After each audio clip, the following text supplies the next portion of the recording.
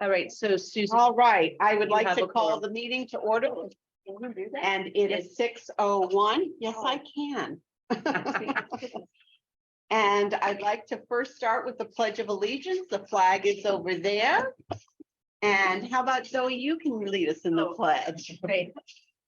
I pledge allegiance To the flag of the United States of America and to the republic for which it stands, one nation, under God, indivisible, with liberty and justice for all.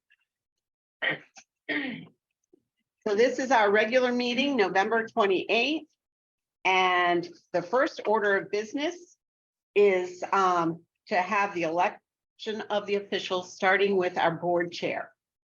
Would anybody like to entertain a motion? Or a nomination? A nomination.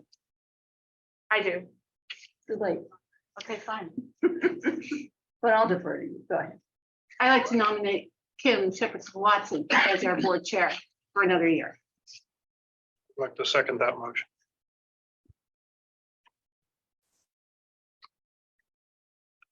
All right, Now what's? all in favor? So you can ask for discussion. Oh, discussion? And Are there also any other nominations? Are there any other nominations? Are there any other nominations? I'm sorry. Nominations be closed. Oh, thank you. All right, Is the time, can I deliver a message? yes, it's time for communication. Jay Whiteoff can't be here today, but he sends his support for him. Now, we need to take a vote on having Kim Shepherdson-Watson. Well, technically, I moved to close nominations. So Okay. Second that. Second. All right. Now, discussion on that, I don't know if there's a vote on that one and then. Discussion and vote to close nominations. If I'm correct, Joan. All in favor? Aye. Okay, now we get to the good part. Where we would entertain the motion to have Kim Shepherdson-Watson as our board chair, as the board chair. Okay with that. I I'll did move it. Didn't I move that? No, open nominations. Now you're just moving to move me, right? Yeah, you're the only one, so it's probably a short conversation for that, but I. Right. All right. What is nice though, Liz, is that if we run into trouble, I got it. I understand. We It's just can- like, we yep, can I say. get it. that's right. You can always explain Joe. Going through crowd. All right. Turn to Joan. Okay, so no other conversation about that. I think you can close the discussion and then go All to in vote. favor? Aye. Any opposed? Anybody on the screen? Any abstention? All in favor? Yeah, you Thank did. Now I'm turning this meeting over and I'm changing my seat. Thank you, everyone. Yay. Yay. Now you Congratulations. clap. Now. you- Congratulations, Kim. Thank you. And I am gonna tell you is that, it is actually an honor to serve with this group of people. I have learned a lot about the district. I've learned a lot about me. And I think that we are just really a fine group and looking forward to the next year and getting and continuing the work that we are doing. I am just going to try to change the screen because it's really hard. Thank you. I just spread out. So that I can see the board member, whoever is on for board member. Oh, there's Rita. Hi. And Beverly's on there too. Hi, Beverly. All the I subject. just came in, so I missed the vote. I just came in. Well, that's okay, because you're now gonna step into the vote. We now have to close our for election of officers. And I open up nominations for the vice chair. Kim, may I Yeah. please nominate Andrea Ackerman for our vice chair? Can I have a second to that? Second. Is any discussion? Are there any other nominations? Following Dean's rule, is there any other nominations? Hearing none, I close the nominations. I am going to just move forward and say all those in favor of having, because this is the shortcut because it is just one person that has been nominated. All those in favor of having Andrea as the vice chair, please say aye. Aye. Aye. Well, we all said aye, but I'm just going to go through it. All those who. How many times do I do this? That's what I got. I'm actually- Agree, Opposed. oppose, that word left me, oppose Abstain. and abstain. All right, so we, Andrea, congratulations. Thank you. And I look forward to our continued work together I do- and you putting up with me. I just wanted to say, to echo what Kim said, this is a wonderful board. That is. And I've been here a long time, so I know. We are going to be going into recognition and participation of visitors and delegation. We do have a lot of people that are here who I would not consider to be visitors because there are our district people that we just really enjoy. So I don't see anything else here. So I'm going to be moving us on. Before I get to comments for citizens, I'm sure we all looked at the agenda and it is really packed. I want us to have really good discussion. I really want us to have thoughtful discussion, but I also don't want us to get stuck in going off on these paths. So I'm going to ask that you hold me accountable to keep us on the agenda. Once again, I don't want to stifle any conversation. That's not my point, but I just want to remind us that this is a big agenda tonight. And Susan and I actually pared it down, believe it or not. But this part of the agenda is the portion of the agenda where the board welcomes comments from citizens. Each presentation should be limited to 5 minutes or less, and the citizens should possible submit written comments. Presentation should be related to matters pertinent to Groton, and board members will only ask questions in order to clarify the speaker's presentation and cannot respond during the comments of citizens portion of the board meeting. And we ask that the citizens state their names and addresses for the record. Ms. Joan, do we have anyone that would like to speak? Do you know of? No, I do not. Is there anyone on Zoom that would like to speak?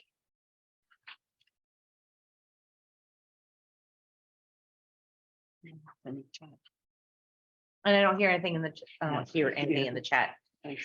I think the sense would be see anyone. All right, so we are now on our student representatives, and it's so exciting to see the three of you. So once again, if you could just kind of reintroduce yourselves, your name, and then your grade, and then what you got to talk about. So I'm going to start with you, Isaiah. Okay. I'm Isaiah Anderson. I'm a senior at Fitch High School. And I just have 3 quick things to share. The first is at Fitch High School, winter sports are starting. So that means tryouts and practices are this week. My second thing is on Thursday, we're getting a visit from middle schoolers at our school. And Mr. Romano's kind of talked to us about putting a presentation together for different things. So we're talking about sports, National Honor Society, drama club, and our IB program as well. Good. And then Friday, we have a fundraiser with one of our teachers. We're taping him to the wall. Who's that? Mr. Giovanazzo.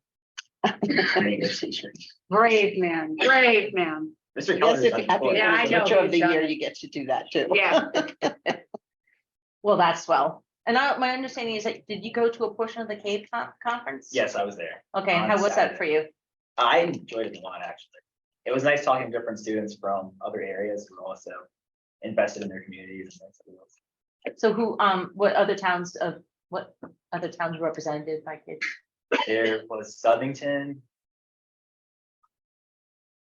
Anybody local like we are local? Everyone was like Far 40 away. minutes to an hour away. And I Yeah. felt bad saying that I only drove like 5 minutes. to the meeting. There were Well, 22 other well, students, though, I heard 22 Oh, or wow. 24. That's great. Isaiah, we want video evidence of this taping now, please. Okay.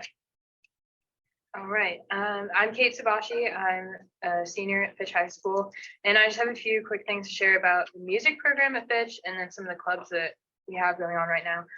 So in the music department, which is something I'm part of, and I'm very proud to be a part of it, we have a caroling group who our first so-called gig is at the Nautilus on Saturday. We're singing a bunch of fun Christmas carols. So if y'all can make it, we're singing at 10 in the morning. If you could be there, that would be wonderful. But we're really excited. We just had rehearsal tonight, which went really well. And then in March, we are going to Hawaii for a trip to sing at the Pearl Harbor Memorial. And so we are working on fundraisers for stuff like that, for bringing that cost down. And we have a pancake breakfast on Saturday, December 17th, and a movie night, which is open to all ages, which is really fun. So a bunch of kids and families can come this Friday, December 2nd. And then for some clubs at Fitch, Amphora is kind of our everything arts club, and what they're working on right now is their holiday jubilee competition, which is accepting all sorts of writing, so narrative, poetry, music, anything like that. That's a competition which I believe they will announce the winners once we get back from our holiday break. And then Key Club just finished up one of their fundraisers with the thankful bags, and all their proceeds went to UNICEF. So that was a really cool fundraiser to see happen. And it's cool. If you want to send me the list of all those opportunities, I'll get them out in board notes, but I'll also send out a school messenger that goes to all the elementary Awesome. families. Thank and you. Get them for the video. They all is coming up first, but I'll send out all that stuff so we get people there. Send it to saustin at the rest, you know.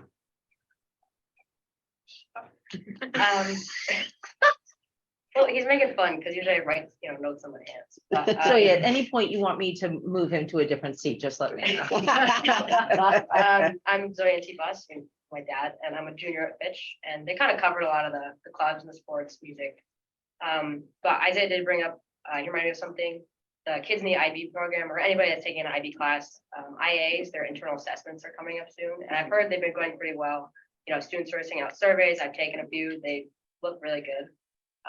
And midterms are also coming up, so that's kind of, everybody's kind of getting ready for that. Almost like back to normal this year, huh? Yeah. Even in midterms. So when are midterms? Usually, what, January? Yeah. Mid-January? Second week? Now, Mr. Kelleher, if you wanted to do away with those this year, I would not be mad at it. I second that. That could actually be a discussion we involve our students in someday in the future. I think at least one. I took them eighth grade. Eighth grade. Freshman year. All right, anything? Oh, I'm not doing that. I'm not doing that. Sorry. We just had someone who's asking for capturing. Thank you, that word. And Mark, I don't know if you can do it from where we are, where you are. It's not something that's automatic like they have in Google Meet. Someone actually has to type it in. Okay, so I am sorry, we do not have that capacity. I apologize. Might be something that we can. I was going to make a request to have the assistant superintendent's report before mine, because we Kim, have people here who can only be here for a short time. Yeah, Rita, Kim, yes, I just have a quick question for Isaiah.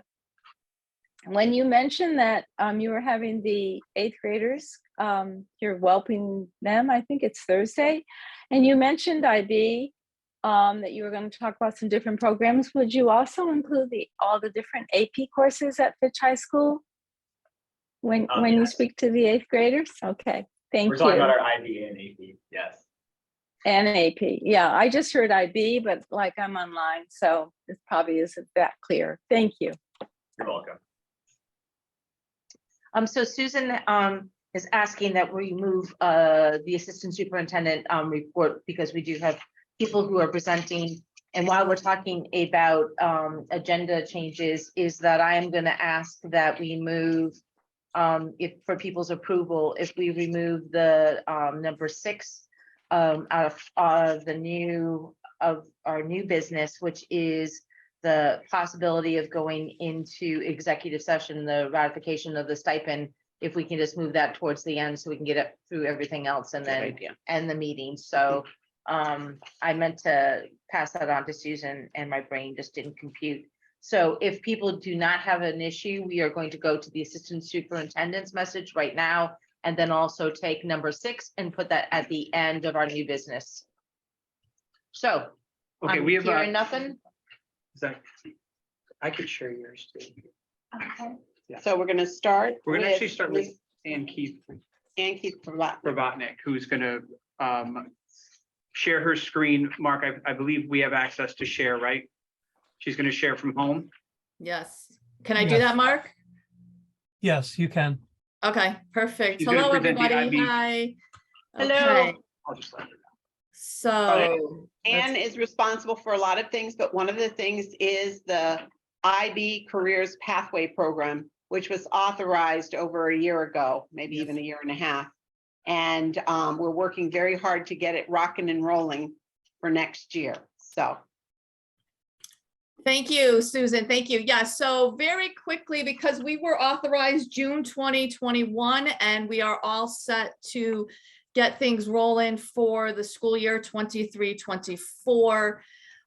Just a quick overview that the IB career-related program is an international education program that really combines the aspects of the diploma program with career-related studies. So the students actually really get a lot of hands-on for employment going out of high school if they choose to do that. Students who participate in the IB career-related program also end up going to college, but it really gives them that real-world experience. can you put that in Power School mode, and so we can? Oh, see yeah, it sorry, better yes, and the people I on the did. There we screen? go, there we go. Okay, Thank you, thank you. thank you. Okay, so just really quickly, let me just go over here, the framework here. So the core components of the IB career-related program is really their 4 components of the personal professional skills course. They have a service learning component, which is 50 hours. The personal professional skills is 90 hours, which will go over 3 semesters. Service learning is 50 hours. Reflective project is an additional 50 hours. And language development is another 50 hours.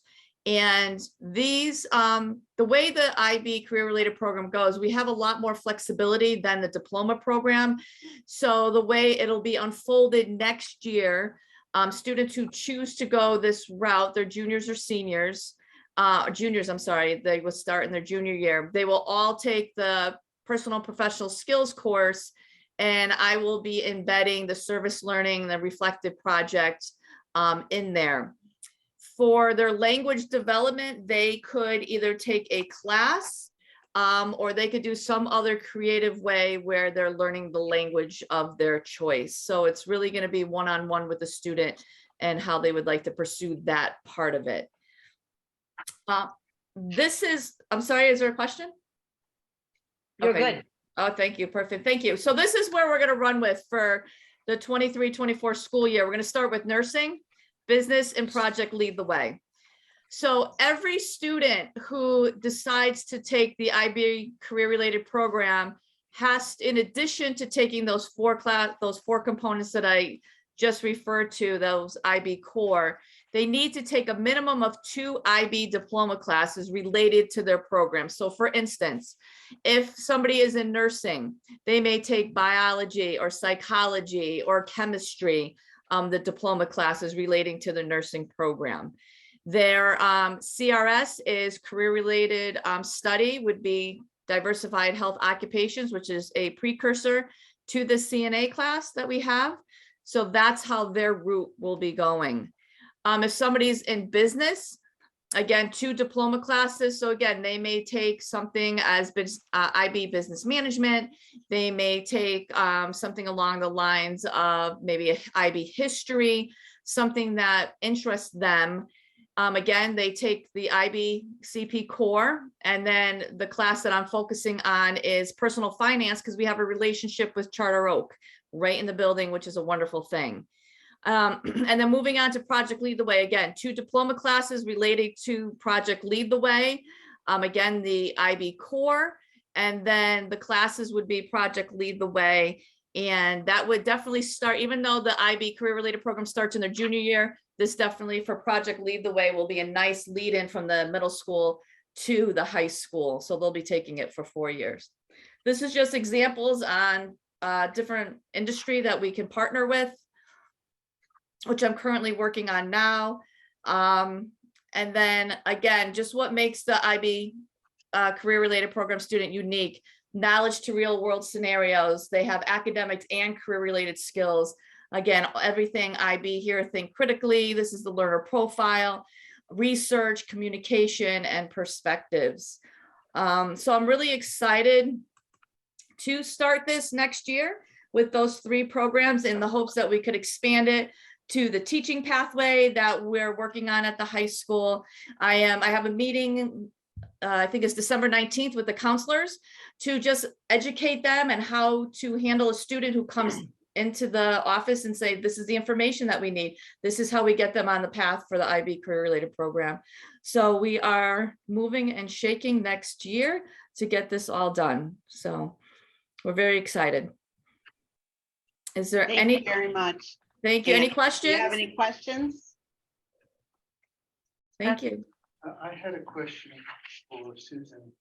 When we chatted about 8 or 9 months ago, I'd mentioned the idea of community service being wrapped into careers pathway, whether it was a mandatory X number of hours or whether it's just something we encourage. But I think part of the outcome that I'd like to see all of our students have is a commitment to community and have that. It's a learned skill, it's a learned behavior. Is there any way of wrapping some of that into? Well, this I think, program? Anne, you want to talk about the service project that all Yes, students yes, would have absolutely. as part of So, this? if a student chooses to do the IB career-related program, it is mandatory that they do a service learning project, which encompasses 50 hours. And that service learning project is something that they find interesting, where they're going to give back to the community in one way, shape, or form. So it is mandatory for those kids. Excuse me. As far as anything outside the IB program, I'm not aware of. I know Chelsea's working on some great stuff, though. Perhaps this isn't the venue, but could we discuss that for beyond IB at some point? Chelsea's going to actually share a couple ideas too. Thank you. Liz, Yeah, Anne, Yes. what's your projection of numbers of students that may be involved with this program? Well, it all depends too on the marketing. That's why I want to go into the counselors to educate them. And there is a Zoom going out on Thursday to talk about this. We're marketing, we're actually also working with Rebecca Bayes to get this out. So my numbers for the nursing program, Project Lead the Way, I think will be relatively high because that's already a established program. Yep. Business will come around, but from talking to other schools, excuse me, that the numbers in the career-related programs start to be much higher than the diploma program. And then at some point they even out. So it's a great opportunity for the kids who want to take those higher level classes, but they don't want to be full diploma or have a real interest in careers right after high school. Can you give us when this gets going? Will you please just let us know what the numbers are starting to look like? Because I just like to see how it goes in comparison to diploma, please. Absolutely. So students pick their schedule, I think, end of January. So I can have some preliminary numbers then. That'd be and great. I'll be more than happy to share them too. Thank you, Anne. You're welcome. Thank you, Anne. I know you have another engagement. I and do. Thank Chelsea, you we're so gonna much. Segue to Chelsea. nope, I'm we've got sorry. more questions. Oh, another Never question? One more question. Sure.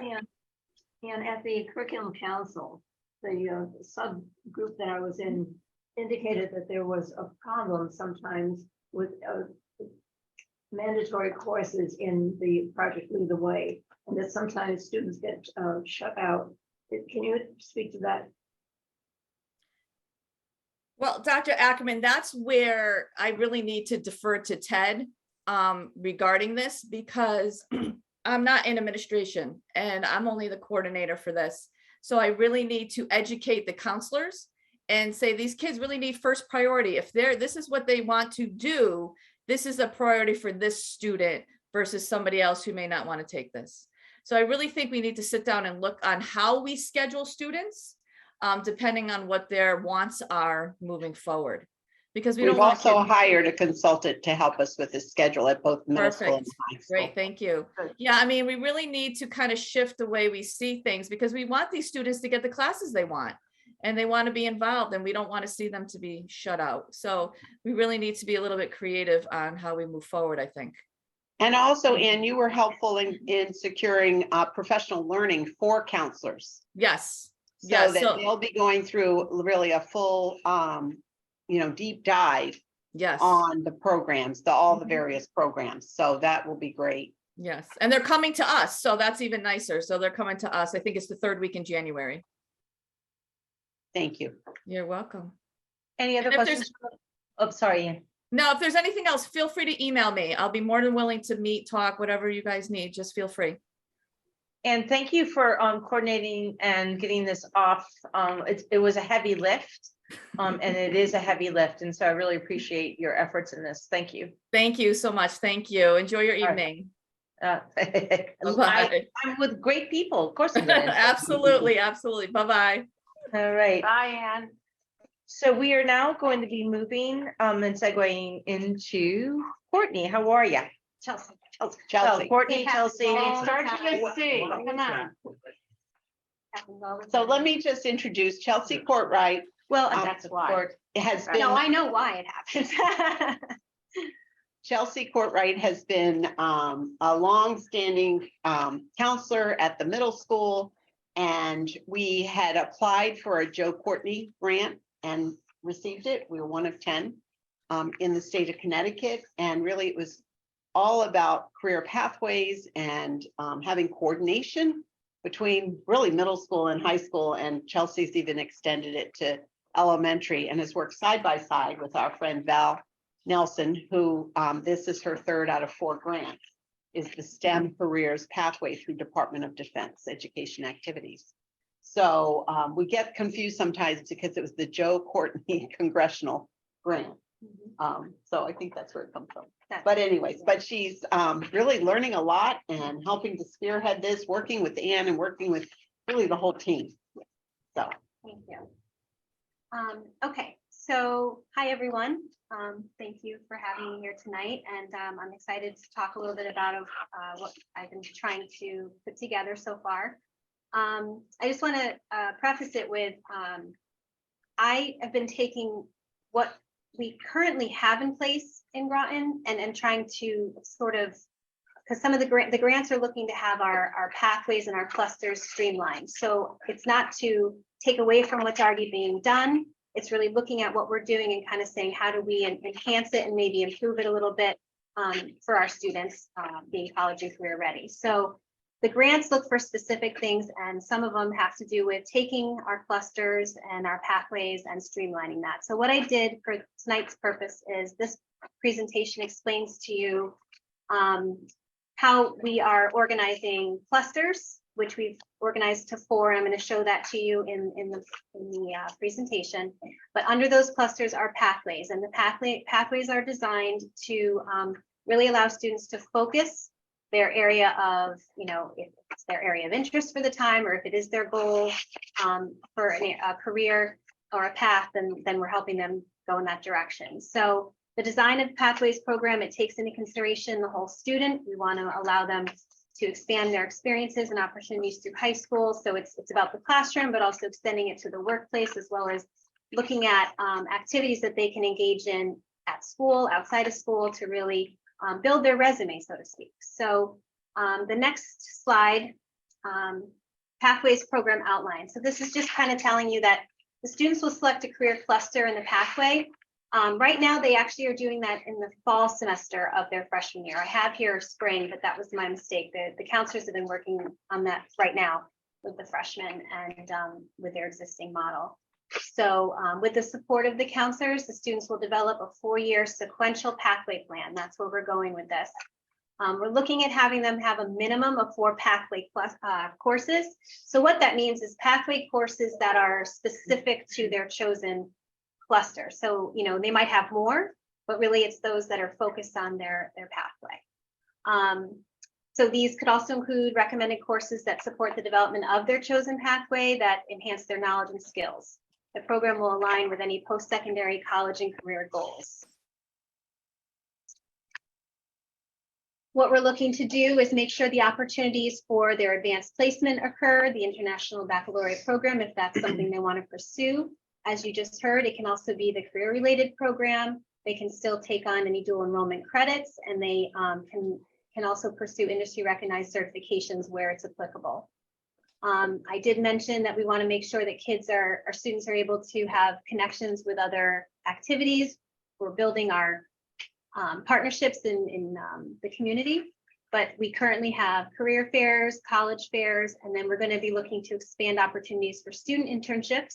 One of the grants is looking for us to have at least 12 student internships. There's going to be opportunities for teacher externships, job shadowing, any work related or work-based learning that we can do and connect the work to the classroom and vice versa.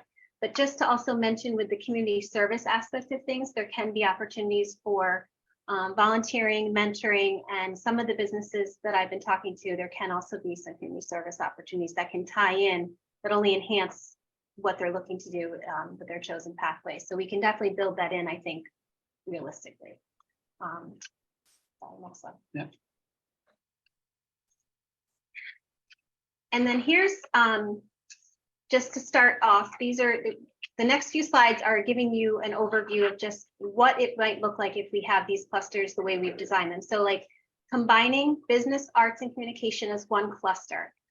If a student were to select this cluster, what that means is the pathway options underneath would be what you see here: information and technology, it could be finance, marketing, digital communication, journalism, and broadcasting. So these are some of the areas that students could select more specifically if they fall under this cluster. So when the counselors do their lessons with the students and they do the naviance and the students are doing their inventories, if they fall under this cluster, what they can then do is determine, okay, where specifically am I interested in? And if it's finance, then we can then help, target their coursework to that, as well as any other experiences, depending on, what they're looking to do and what we have. So then on the right-hand side are some of the recommended clubs and activities, which the idea here is to just kind of show, all right, it's one thing to make sure they're getting what they need and want in the classroom, but how do we give them other experiences outside of that to really enhance what it is their interests are? So helping them identify, okay, if this is what I'm interested in, how do I get more out of that and showcase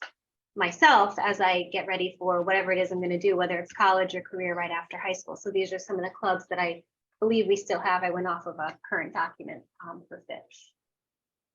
And this is the next cluster, again, combining the manufacturing, which we're building up again at Fitch, some architecture and engineering. And so specific to those would be the pathway options underneath: manufacturing, engineering, architecture, and then STEM, because you can actually take that as a separate pathway if students wanted to, pursue something that's not just manufacturing or engineering. But then we can look at the courses, look at that 4-year plan. And then again, there's those recommended clubs and activities that we currently offer. Here's the human services cluster. This will actually, this is where our military science will fall in, our education and training. This is also where public administration and government falls. And then we have the restaurant, food and beverage, which for us would be our culinary. I'm just using some of the terminology that the state uses, but we have the culinary at Fitch that we're going to be continuing with. So then you can see there some of those recommended clubs and activities. And then lastly, the health sciences cluster, which is one of the ones that our grants are really pushing. And as Anne mentioned with the IBCP, we have the nursing. So that can be a pathway that a student can select or choose. That does not have to be the CP. They can do CP, but it does not mean they have to do the CP. They can have nursing as a pathway. We're working on the EMT pathway, fingers crossed.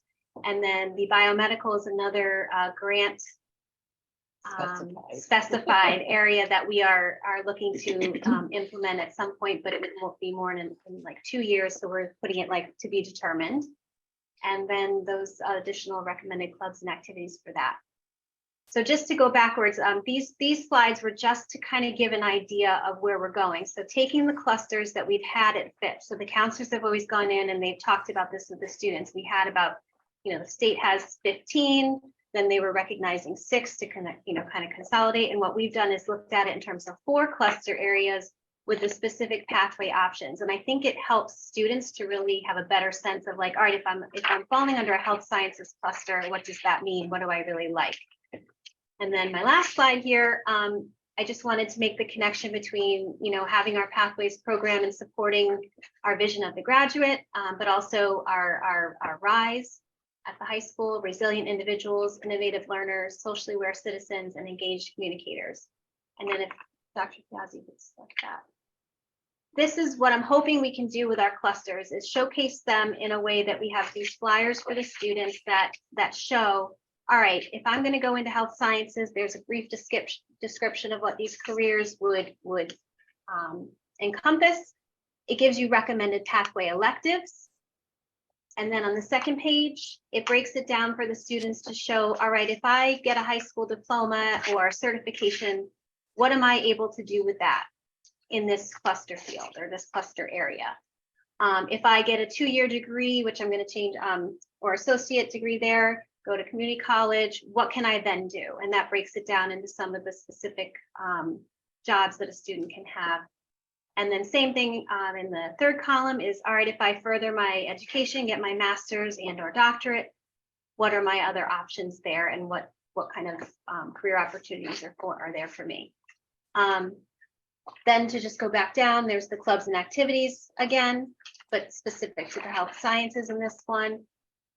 Internship and local business opportunities. So ideally lining these things up and having students know where these opportunities can happen. And then just breaking down some of the next steps. So what does it mean? All right, as a freshman, I'm getting all this information. What do I need to do? And the first thing would be those career inventories and Naviance with the counselors. And maybe the FAS teachers, whoever, so it doesn't fall on just one group, but just having those conversations. And the idea behind having this is to really help the students make some strong connections between what their interests are and what they can really do with that. What are their opportunities? And if they're not sure, then this can hopefully help guide them. So this is just an example of what hopefully we can do with, having the other 3 clusters in the same format.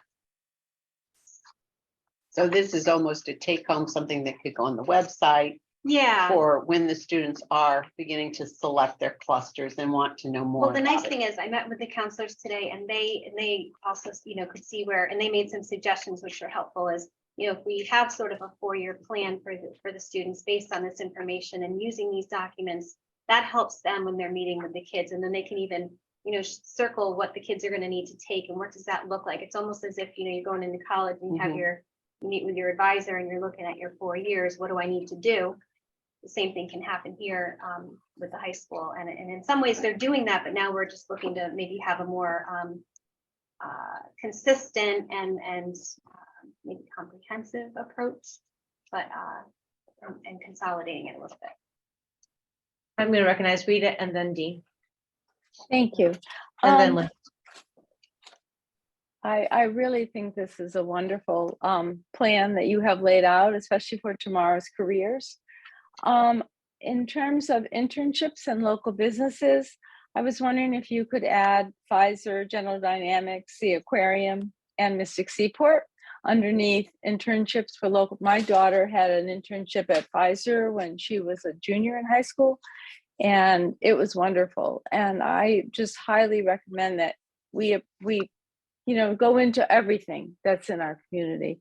There's a lot of, there are a lot of businesses, tech companies, and that I think we should include in this. I think it's a little limiting right there, but I think there are many, many opportunities. I know the aquarium has a very large research center that's now a separate building from the aquarium. That would be great for an internship, and Mystic Seaport also. So just a suggestion, but otherwise, I really enjoyed the presentation. Thank you.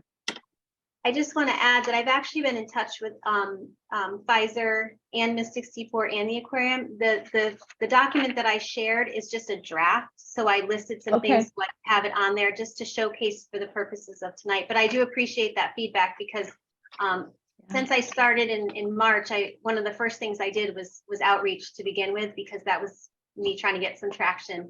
So those were some of the first things I did, and I had some meetings over Zoom, and I've already established some of that connection. So, and I'll make Oh, sure that thank they're you. included. Yep, thanks a lot. Thank you. Dean? Thanks. It occurs to me that for kids who have an idea or may have an idea, who see something that's interesting in the flyers, interesting in the pathways, if you have enough success, could you wind up with a situation, an atmosphere, if you will, where kids who don't find anything interesting in here feel like, oh gosh, you know, my peers seem to have their quote act together and I don't. How come I'm not involved in something? Could you have something like that going on? I'm not sure. I'm just raising that. I'm not sure how you would address that. Well, I You're think, always going to have that. I Where some think- kids feel like other kids have their act together anyway, and they don't. And they shouldn't at that age necessarily have all their act together. I don't have my act together at 16. I actually find that that's an interesting question, because I feel we probably have more students that fall in that category than maybe don't. This is probably just something that helps to, at least the way I see it, and Tom, maybe you can, as a counselor at the high school, but like, it helps guide some of that discussion when they come to the high school. But I actually feel that some of this should be presented to the students before they've entered the doors at Fitch. So if they're still feeling that way, what are we doing beforehand to say to them, well, what do you think, what are you good at? What do you like? You know, just starting with some of those basic questions, but not as a ninth grader. Maybe as a sixth grader, and ask them every year from there on to see what's changed. Get a sense of like, you know, what do you just enjoy? What are you passionate about? Because, you know, kids may not get asked that because you think they're a kid. Do they really know? Well, they should. They know what they like. And I think kids know what they don't like. But like, how do we guide that? Because it doesn't have to start in ninth grade. So I think for some of that stuff, it's more of having those conversations beforehand. And if they're still not sure, it's more of just kind of saying, all right, what are the things you like to do in your spare time? Let's just start with that, you know? Even if the kid says, I don't know, I like food, great, so let's go with that. What do you like about food? Do you want to explore? Do you want to go to some restaurants? What do you know, just sort of taking something, and maybe they don't realize that that's a big deal. Or, okay, I like to build things. Great. What do you like to build? You know, just sort of starting with that stuff, but beforehand. At least that's how I see it. There'll always be a careful balance between shining a light down a pathway and saying, hey kid, this is something you could think about. If you didn't think about it before, now look at it. Having that slide into actually throwing them down that pathway, and they think it's a great idea, but actually they're now within certain limits. Lots of people have gone through life, gotten to maybe even middle age, and realized, you know, I've pretty much been doing what people told me to do. They said it was a good idea. You're interested in this. You're never going to solve the problem totally. No. But you want to have sort of a proper touch to make sure kids, you know, move on their own rather than be I agree. shoehorned into I something. just think it's something that Yeah. we're asking them the right questions. It's going to come from them anyway. Yeah. You know what I mean? I think it's more of it. We're guiding, but we're not saying you go.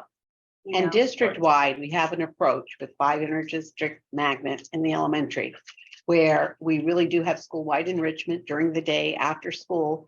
Kids are selecting and choosing already from kindergarten on, probably preschool on, because they have actually more time to explore all those things that they're curious about. So I feel like what I'm hearing Chelsea say is that we want a systemic approach all the way through.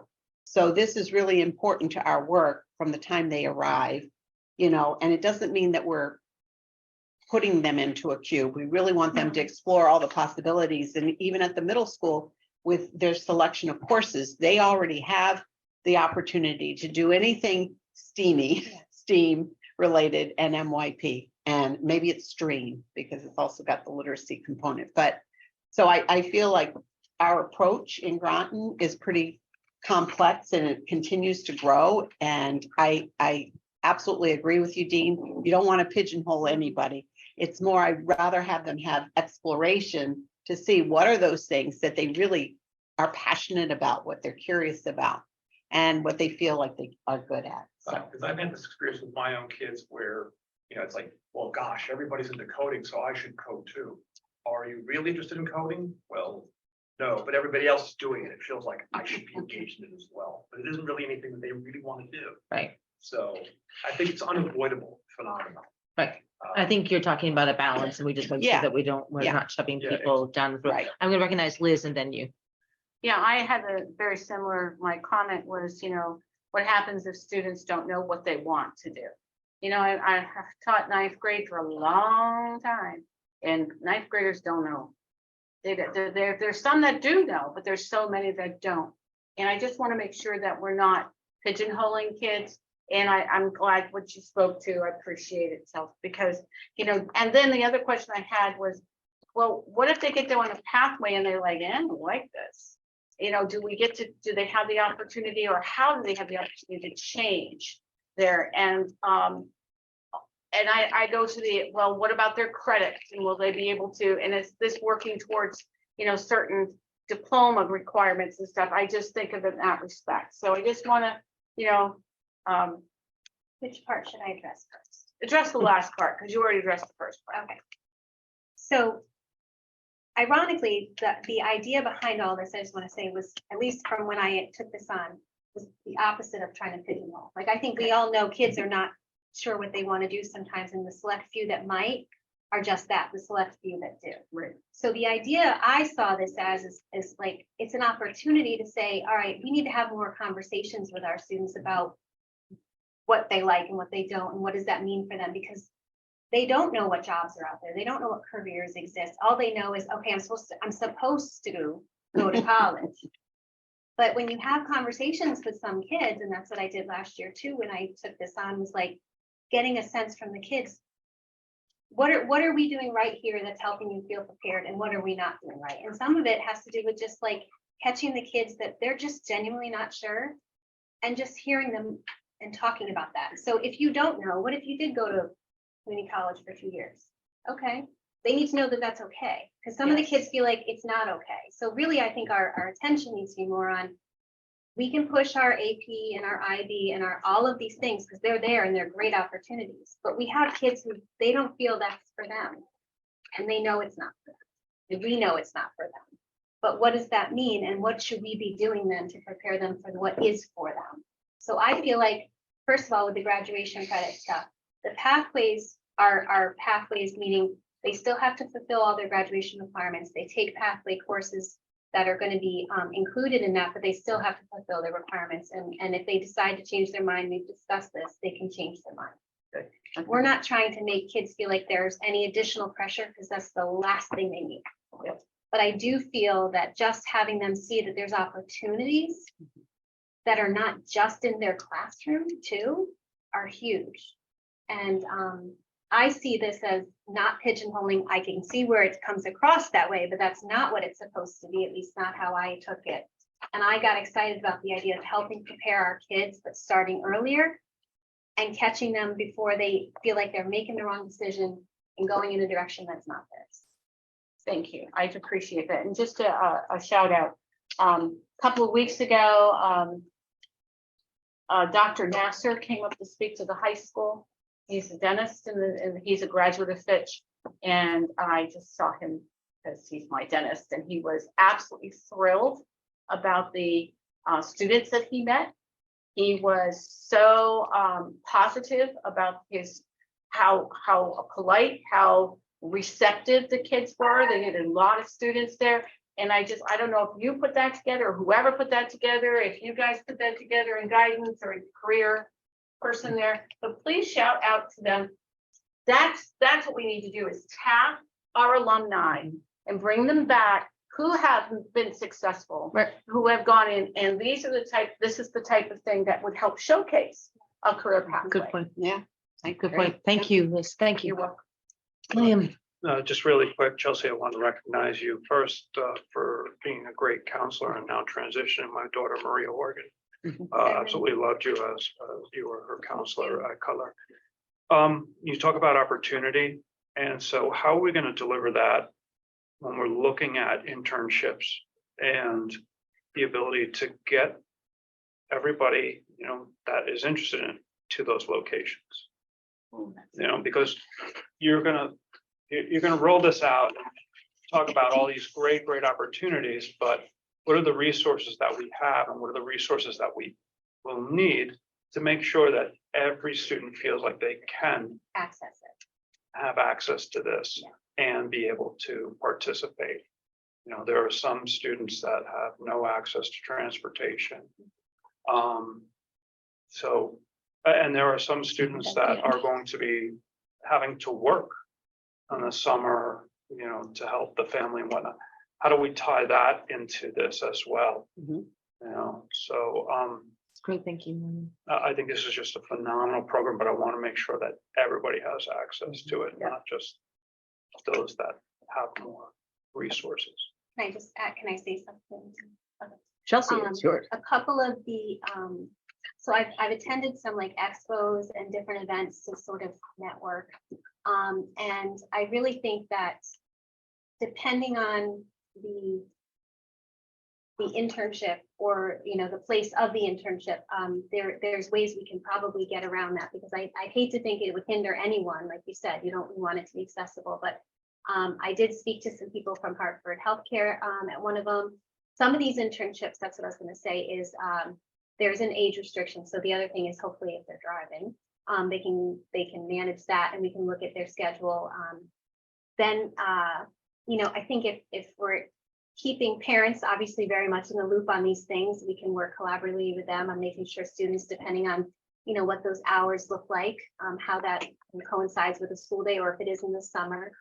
I do think it might be a challenge for some, but I feel optimistic that we can work with, you know, whatever business partner or industry that, you know, they want the kids and the kids want to be there. We just have to help facilitate that somehow, but it might be a challenge for some. But Our nursing program has done this for years, and they've scheduled it miraculously. So they have a couple days actually at either the hospital or a senior center, and they're able to get them over there and back. Yeah. So we can get creative, but that's an excellent question. We have to keep that in mind. I just know a couple of places that they would work with it, but it just depends. I mean, it Yeah. depends on the venue. Matthew. Two things. First of all, thank you. And Dr. Kabotnik's not here to thank, but I'm thanking her through you. Two questions. I want to follow up on one that something Liz said. When we were in college, we either were or knew people who chose a major, and 2.5 years later, they said, oh my gosh, that's not for me. I don't want to be a left-handed octopus. I want to do something else. And so my question is, what's the flexibility to allow somebody who's embarked on a career pathway to realign his or her interests once they're in the program? Based on our conversations, we felt, you know, the students would need to have that conversation, you know, with their counselor, look at what they've currently taken and what does that mean with the credits. And then if they want to segue to something else, how that would fit in.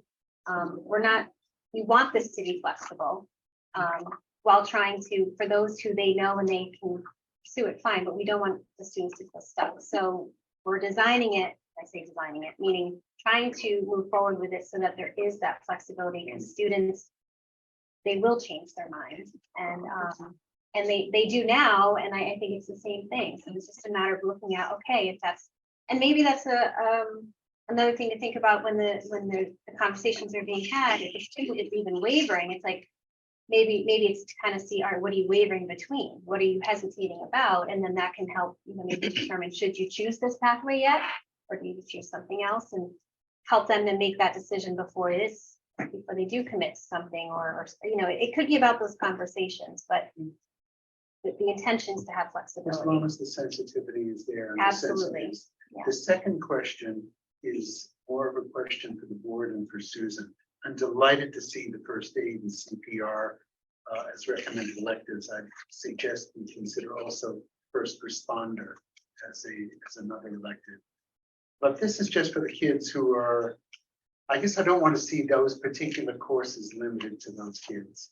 I don't think we need to make it a mandate, but I would like to see the vast majority of our youngsters come out with some kind of CPR, first aid, first responder, some level, because life throws things at us and we want our kids prepared. And I don't know where this fits in, Susan, in whether it fits in with just this program or if we need to look at this more broadly at another time. Well, I do know that you sent the link to FEMA that Liz, we're just trying to get through the curriculum that has to get through right now, but I think that that's on the list of looking at it. But that's a supplemental course. I'm just thinking about Right.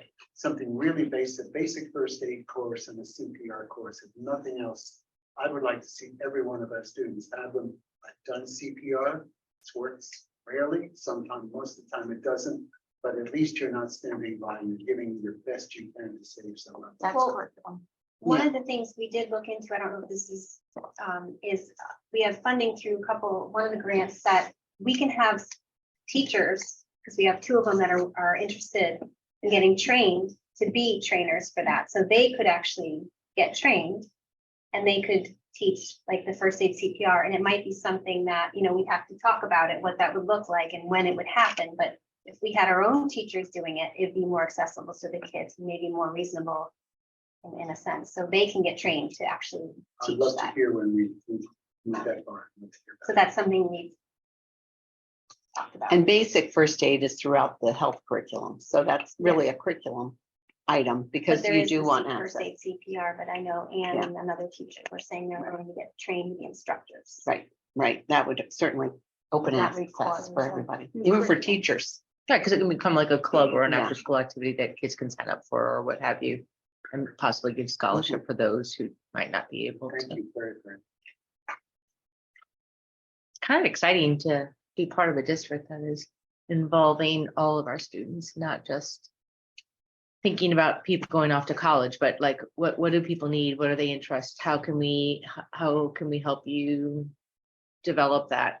Get on with life. And move Become on. prepared for Right, life. Right. and be lifelong learners, no matter Kinda which cool. route they take. Yeah. There's all kinds of opportunities for learning. All right, I'm gonna move us along unless there's more questions about Thank you so about much. this. Thanks, Chelsea. Chelsea, thank you so very much. Too. Anyone could email me with questions too, and And thank you, Val, for spearheading.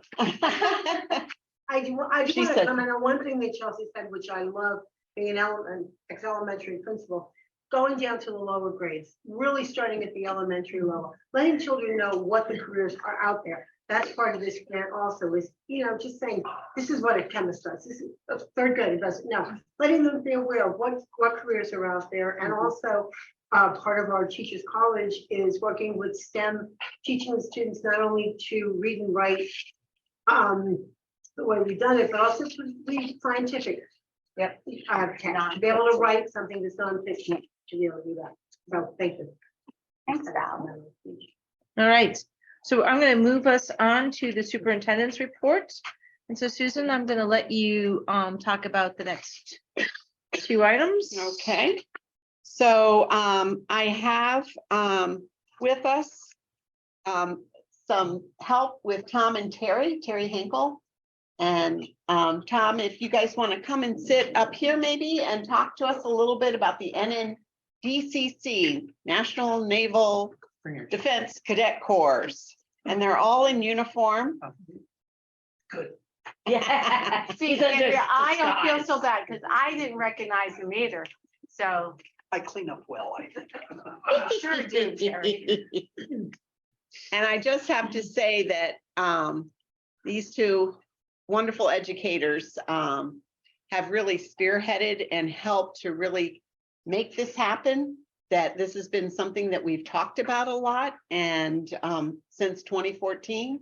And Tom took it on to fill out the application and to send it in and to find colleagues. And Shannon took us all on a field trip on the base a couple summers ago, and we got more information.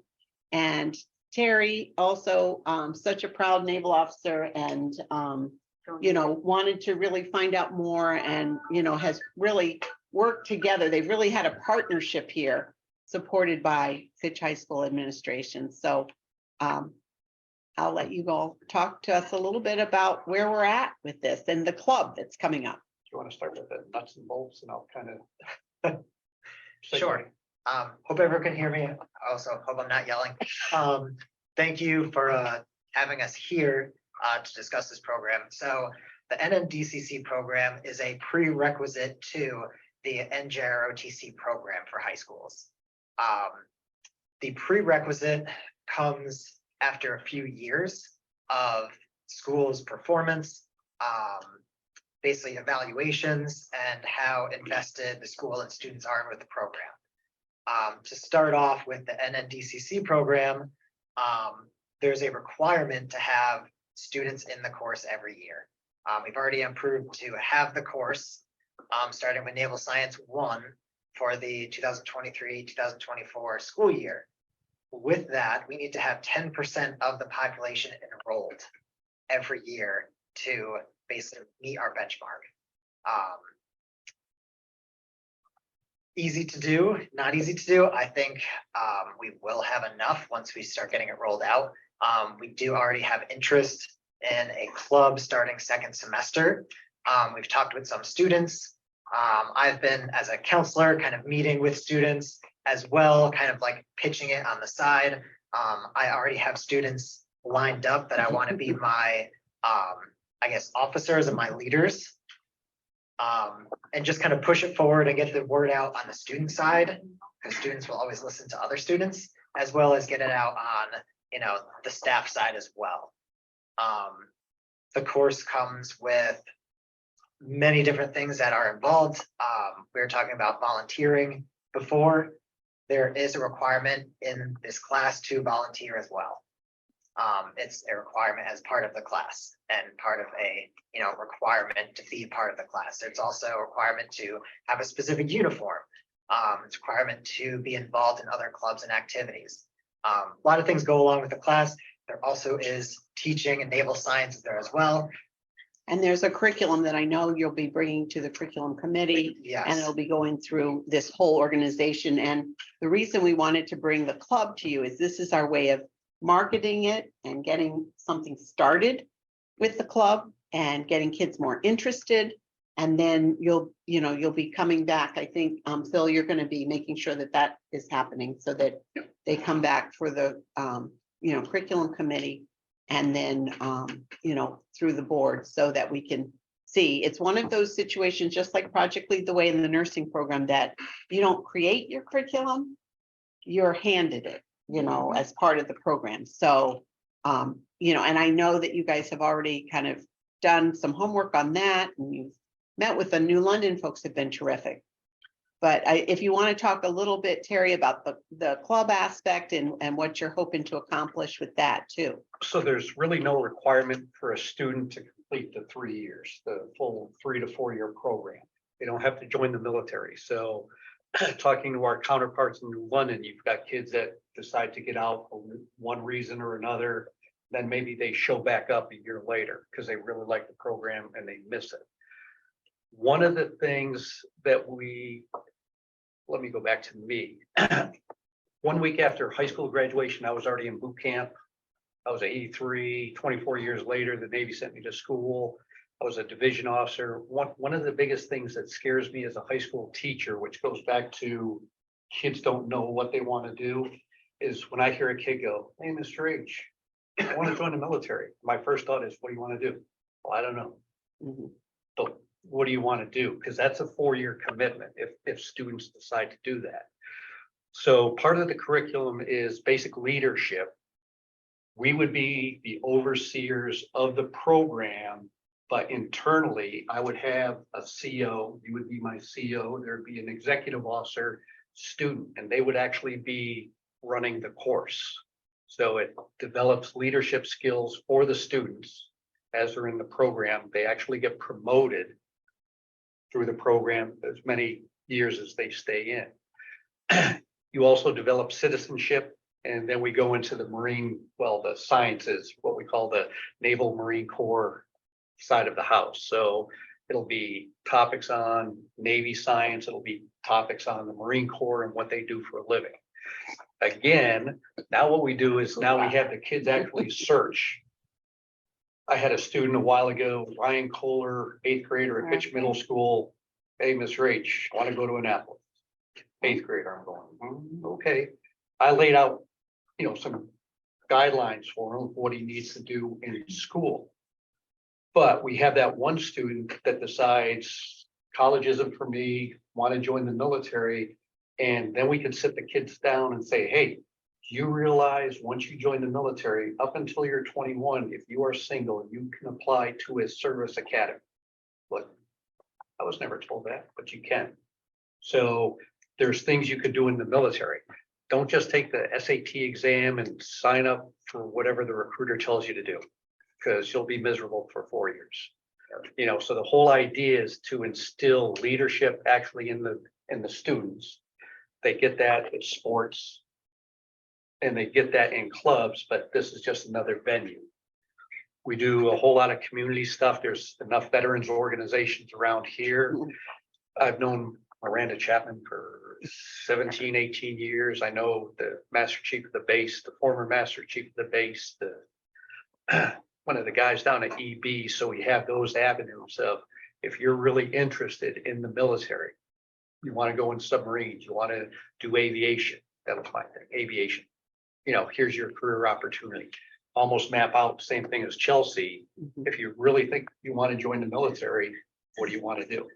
And even if that student decides after 2 years, he doesn't want to do it, walks away, that avenue is still open of like, hey, I'm really thinking about joining after high school.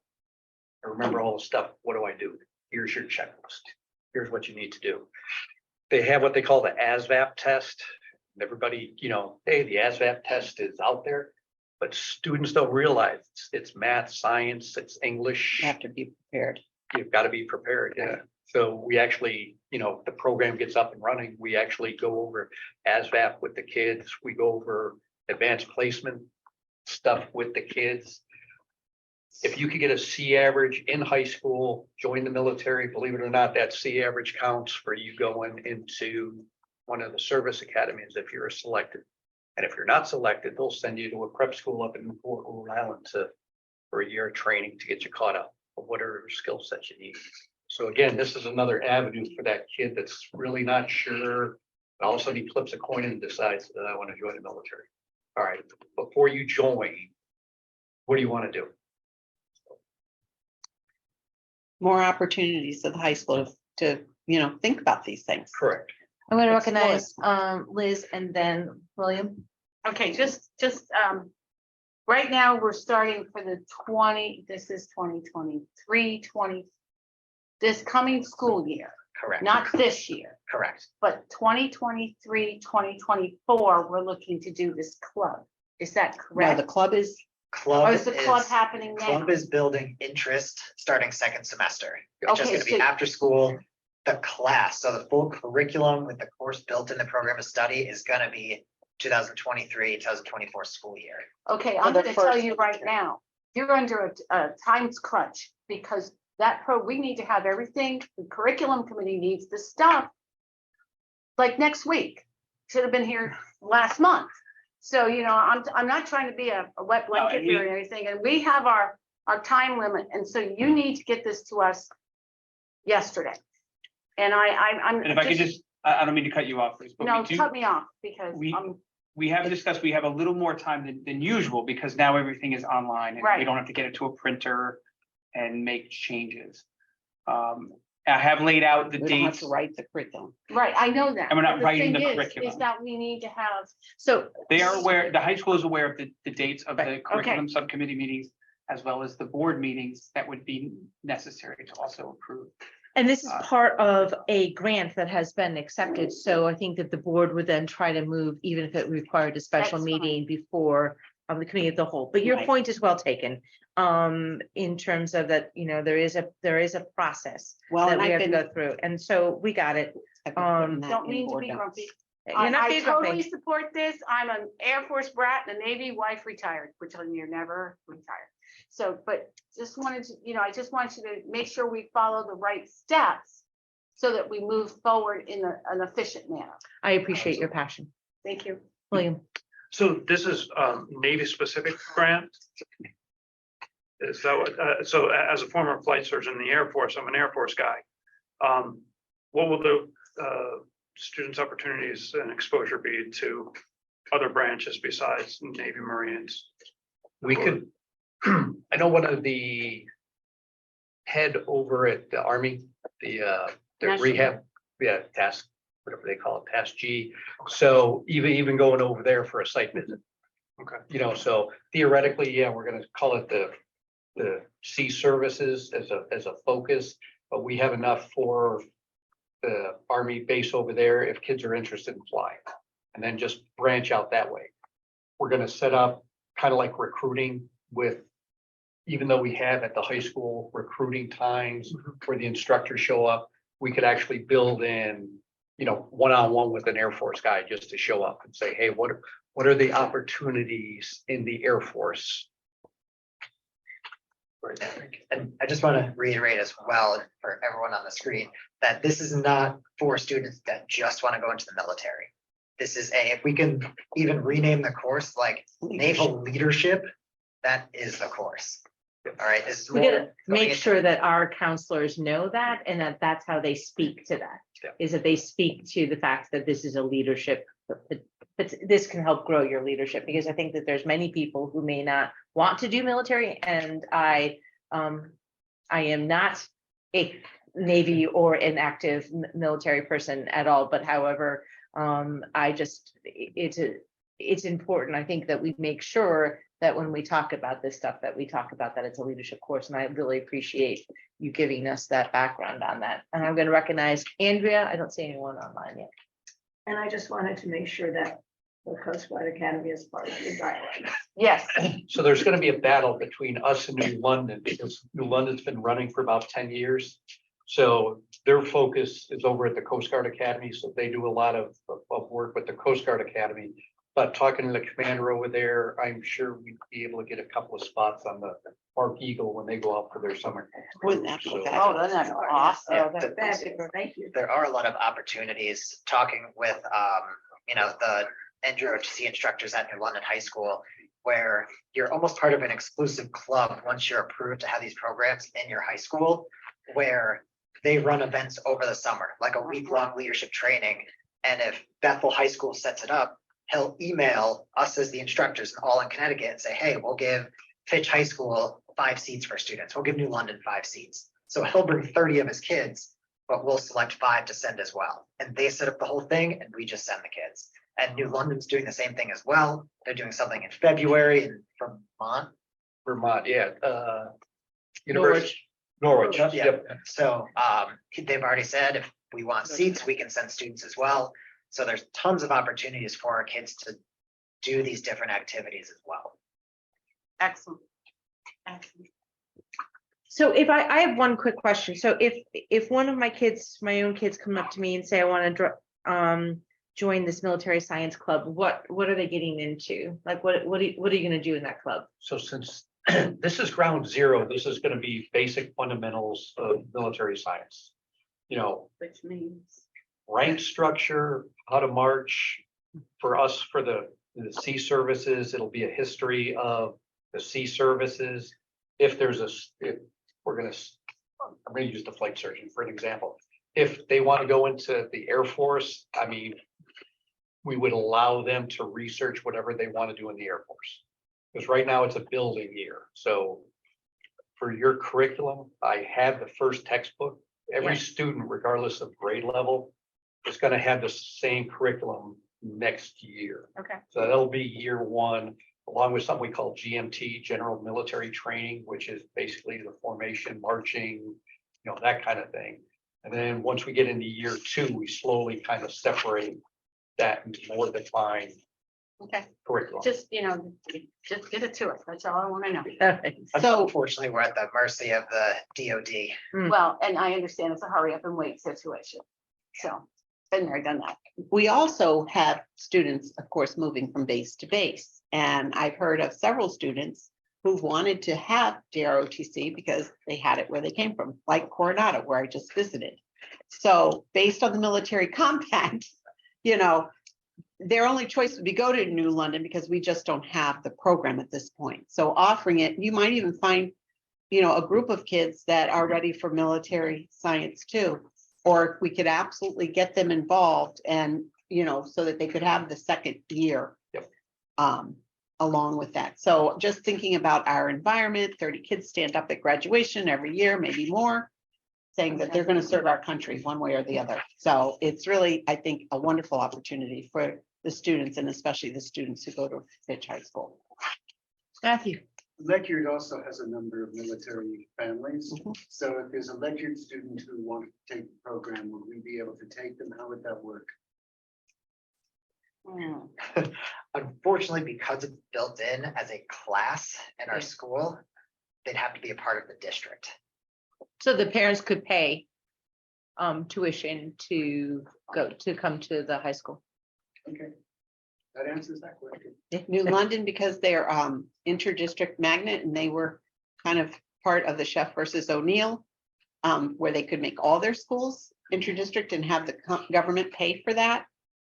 They have that opportunity. So we do have students who've gone over to New London. And we've paid New London, but we're not able to be in, well, we might be able to be an inter-district. Now we know, just have to explore that option. Okay, thank you. If there's no other questions, I'm gonna move us on. Perfect. Thank you, gentlemen. It's so good to see you. Thank you so much. Good to And thank see you for showing up in uniform. No problem. Looks nice. Yeah, it does. All right. I know. So Thank you so much, Terry. Oh, Tom, sorry. Thank you so much. I really appreciate it.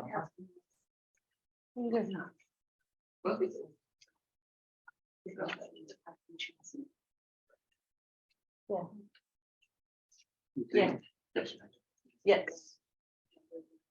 No, well, yeah, she's right there. All right, so I'm moving us on to Thank you all. committee reports. We And still you have are- the Ed Rising. Oh, yeah. Oh, the Ed Rising. Oh, sorry. That would be you, Adam. Last two in the room. I'll say. Hi, Adam. Oh, good. Thank you. Yeah, Yeah. yes. Thank you, Thank Chelsea. you. Thank you both. Have a good night. Thank you.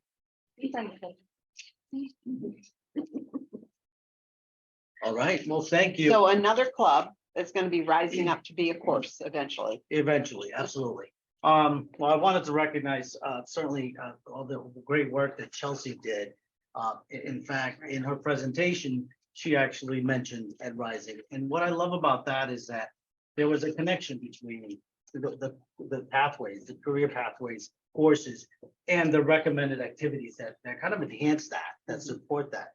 We're kind of talking a lot about field experience, getting the students out into the community, getting them the possibilities of internships within the community, as we were talking about that. So perfect segue into, what I'm going to be talking about, Ed Rising.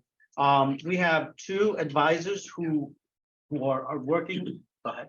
I would just like you to introduce yourself. Oh, excuse me, my apologies. Let them know what you do. Yeah, absolutely. Adam Diskin, assistant principal at Fitch High School. Thank you for that. No problem. So to get right back to where I was there, so we have two advisors that are working. They unfortunately couldn't be here, but they're going to be very happy to be here on the 19th to report on the next level presentation. They have been working this year to recruit, to get students engaged. One thing that I will say is that Fitch, we have quite a wealth of opportunities for students to participate in as far as activities and getting back into our normal in a sense. Post-COVID, we have many opportunities for students. And certainly today, we're listening to all the great opportunities that they all have. One of the ways that we reached many students was through Naviance, which is a program where they give feedback on what interests they have, very much connected to what Chelsea was talking about, the career paths that they decided perhaps maybe will work for them. We use that as a way to, in a way, of what she showed, the connection between their interests and what they might want to go into. So we actually spoke to those students and said, hey, are you interested in this club? And the overwhelming was, yes, I'd love that, more information. And so it has taken off. We right now have approximately 12 students. We set a goal early on that we at least want 20 students engaged. Minimum, we want more than that, obviously. But as I mentioned earlier, there is a wealth of opportunities that students can take. So it's just a matter of them, kind of the theme tonight has been letting them find their path in a way, in a sense, through the many activities that we do have. So we're meeting once a week. We are hopeful to increase the numbers. And then most importantly, for the field work that we've been talking about, in the spring, our hope is obviously to connect ourselves with the principals at the elementary level to basically have them now practice what they've been learning during the activity. So an example, they would get on the bus because they get done early, they would go to the elementary school. They have a lesson prepared. Maybe they're reading to elementary, kindergarten, first grader, second grader. Maybe they're working on developing a specific lesson on phonetics, whatever it may be, mathematics, and they go and deliver that, working with the teacher and that kind of stuff. So that's one of the things that will really give the students the opportunity to really shine and develop those skills. If that is indeed a pathway that they want to take later on. Any questions? And I will say we have the curriculum for Ed Rising that will go in front of the subcommittee in December. It's another large document. Yeah. That's why I did not send it along with the EMT class, because I thought that would be a little bit too much for everyone. EMT class is 212 pages, not that I was. Yeah, this is close. So I will be sending that out as we create the agenda for that meeting. Super. Dean, and then Rita. So I think the standards for this or the program was developed by something called PDK International, correct? I think PDK was Phi Delta Kappa, which was the Teachers Honor Society. But anyway, the organization is called PDK International, and this is one of their projects. In fact, if you go to the Ed Rising site, they'll have a chart where they compare themselves to what they call, quote, the other guys. So it's a product, a set of services, materials that they're selling or advising that you buy into. And I love the idea of exposing students. This is one more thing they should think about going into teaching. I'm sure I've said this before. I was talked out of going into physics by an uncle of mine who's a physicist. He said, you need a PhD to be a physicist. And if you don't get as far as a doctorate, you know what you're going to wind up doing? Very likely become a high school physics teacher. And now tell a junior in high school this. I don't want to be one of these losers. I want to get out of high school. Last thing I want to do is be a teacher. But I do know that there are kids. Be clear that that's your school, junior so I high think school self saying. He says, become an engineer. All you need is a bachelor's degree for that. So that's what I did. But I don't doubt that there are a number of kids who despite their experience in grade school and years and years and years of the drudgery, would like to be one of the people at the head of the classroom. They like that. They're the ones who put the apple up on the desk and mean it. They like teaching. They want to be a teacher. So I applaud all of it. Excuse me. The one thing that grabbed at me and still grabs at me, and I will probably be the sole voice in this, and that is that there are standards. There are a quote Ed Rising standards. And if you look at the standards, there are standards in what they call cross-cutting themes, and they're all numbered. And there's one called theme 6, Roman numeral 6, and it's entitled Social Justice and Advocacy. And I don't know how deeply the club at Fitch would go, but I, for one, and I may be the only person in the room, when I hear the word social justice and I hear it paired up with advocacy, I think a political stake, a political viewpoint. To me, it's political. I think you and I have had this discussion. There are people that don't consider social justice as something political at all. I do, and I'm not alone.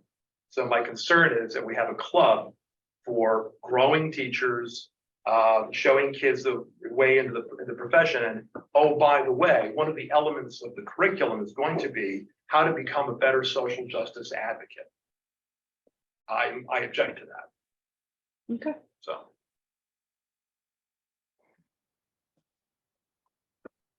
Well, Kim? Yes. I think I have a more positive view than Dean as a former teacher myself.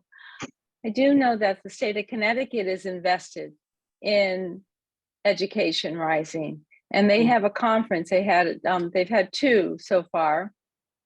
And Central Connecticut State University is also heavily involved in Education Rising. So I think it's wonderful that you're bringing this back to Fitch again. My older son would go down to Noank weekly when Noank school was there. And he had a buddy that was in first grade, I believe, at the time. And I think it's just great. And I'm hoping that, I mean, this is a national, can you hear me? This is a national organization. They have a conference like in Texas and different states. So I hope we can aspire to that and we could get our students interested in becoming excellent educators, because we need more great teachers. So thank you for working on this and developing it and bringing it to our school. Thanks, Adam. Thank you, Rita. Me? Dean, I want to assure you that when we go through this curriculum, we will look at that standard 6. And I'll get back to you about what the meaning of this whole thing is how I see it and how we talk about it. So, you know, hopefully we can ease your mind, but I can understand your concern. But I think social justice is something that's going around in our society as a whole, and teaching people to be advocates for themselves. I don't know, I haven't looked at it. So when I go get to see it, I'll make sure we do evaluate that theme 6 and get back to you. Yeah, lots of very pretty and generic language is used to describe a lot of things these days. The fact that the state promotes something, the fact that something is national, the fact that something is in the air and the water and everywhere does not necessarily make it a positive thing for me. I am all for training our future teachers. I am not interested in training future teachers / social justice advocates. That remains a politically charged phrase for me. Okay, thank you. I'll make sure we check it out. The one thing I wanted to add is that we don't know yet how that the curriculum defines social justice. Right. It might not be what you're thinking. If I may, one of the ways that we look at it, certainly this is the way the students are going to, it's essentially letting students know that they can. That's how I perceive the social justice piece in that situation. But again, there is, I wrote that down. Theme 6, I think, is something that worthwhile to at least look at it when we do review that. That's certainly without question. That's the way I interpreted that, which often is, let's give every student the opportunity to become what their best self will be in the future. And that's really the focus, the opportunity that is there. I just don't know why that label has to be there. Right. That is inaccurate. But Thank you. We'll make sure. But don't do it for me.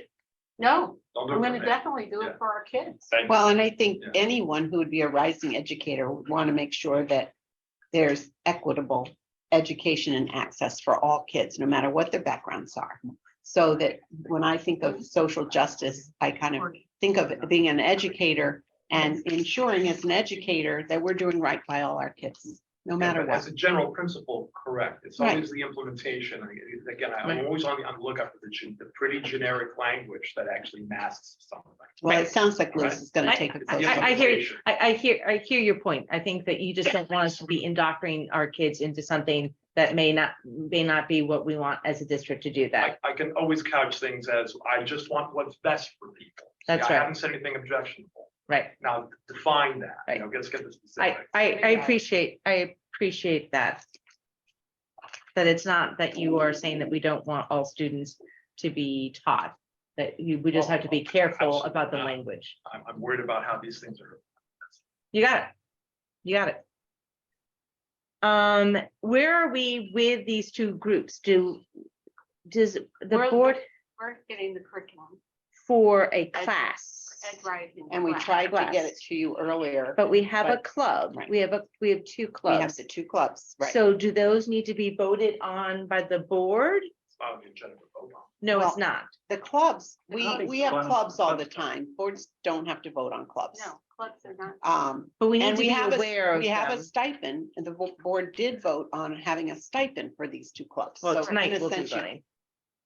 Right, So, right. okay. But when the class comes to That's the board's different. That's a attention, different- that's different. Okay, I just want to make sure, and if we have to, if we find out that we have to, we'll just do a 5-minute meeting prior to whatever and get that through. But I just always, always want to make sure that my Ts are crossed and my Is are dotted.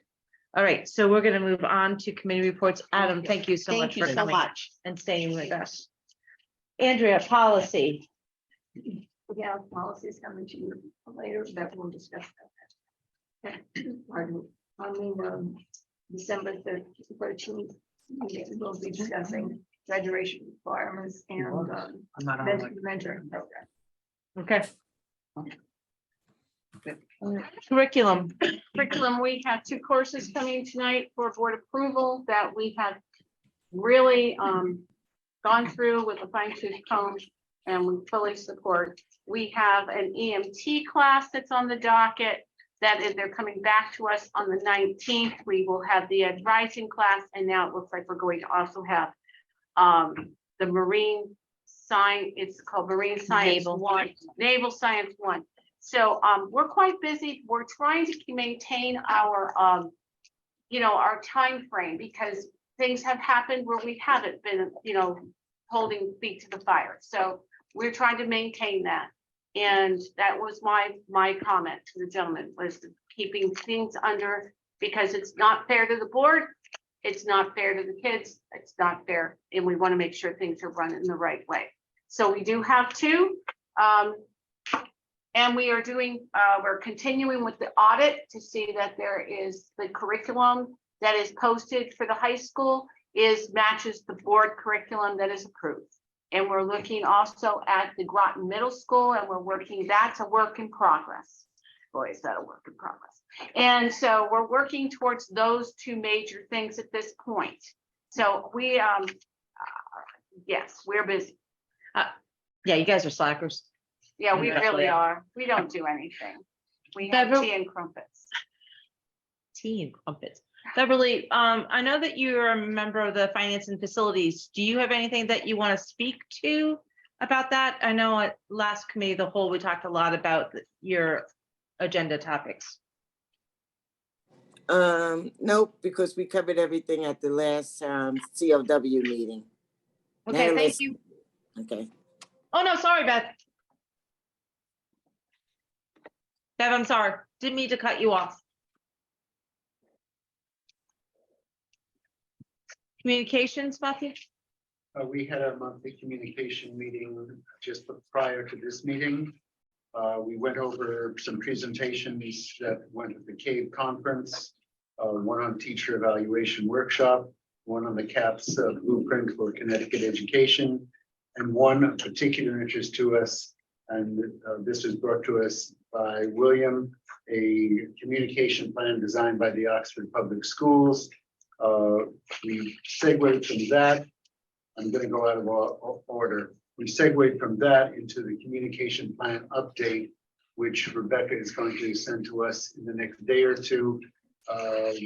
Whether or not we use this other one as a template is still up in the air, but it looks like it will be very useful.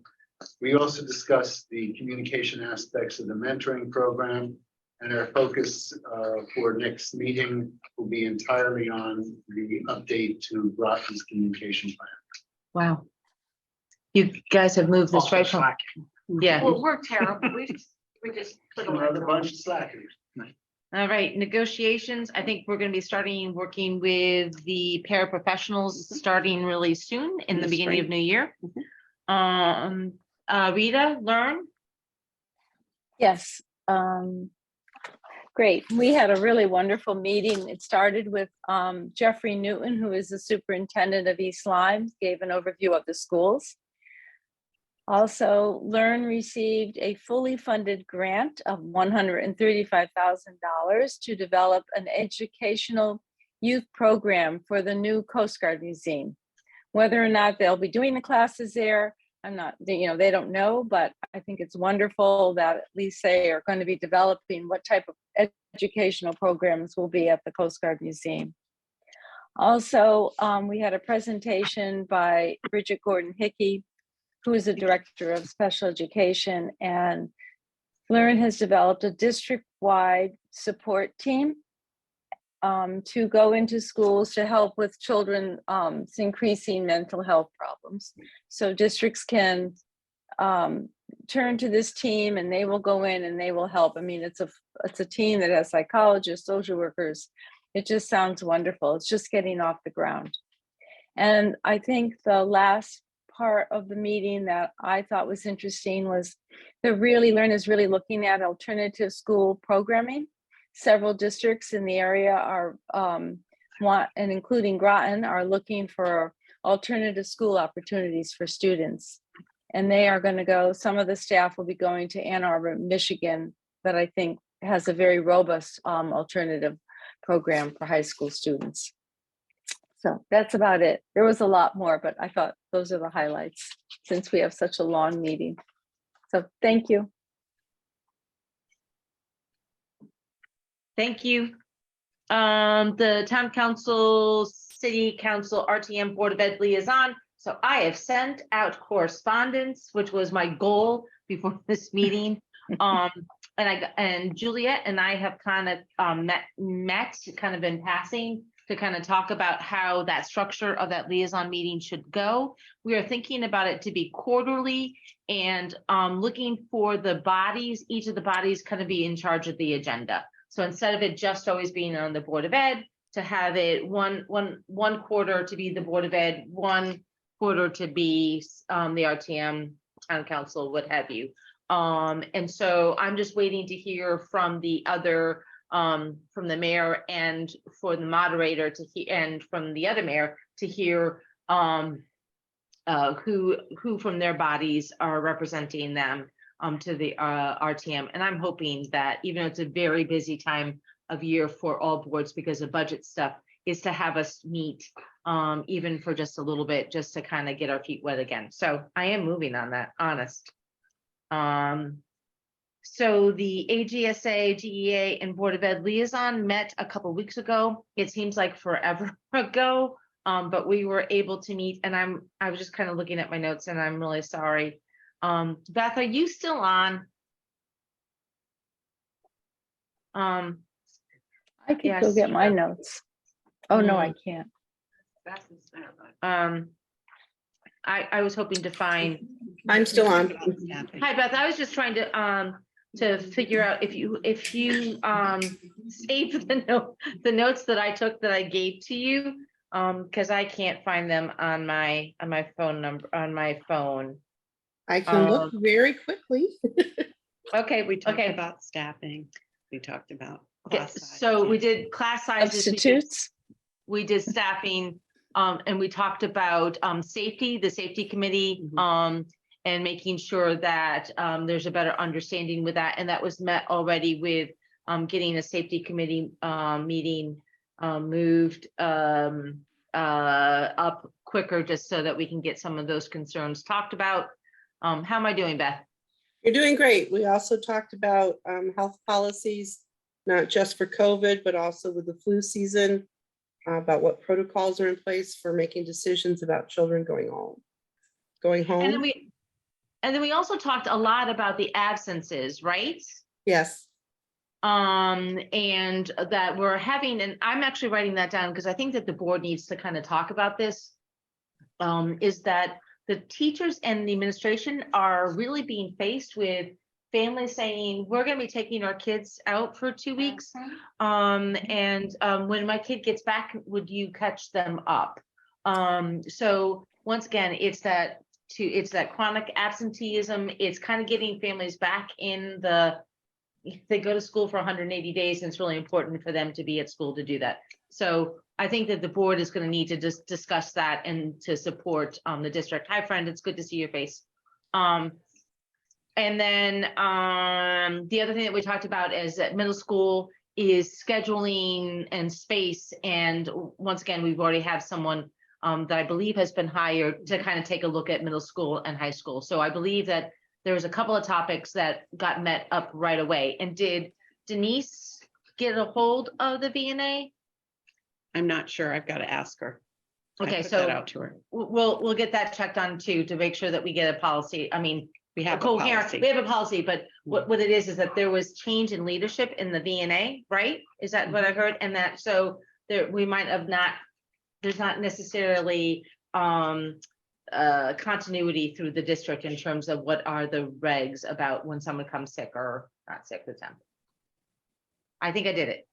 You did it. All right, Groton Scholarship. Yeah, we met last month, but of course I did not get to go because I've been sick with bronchitis.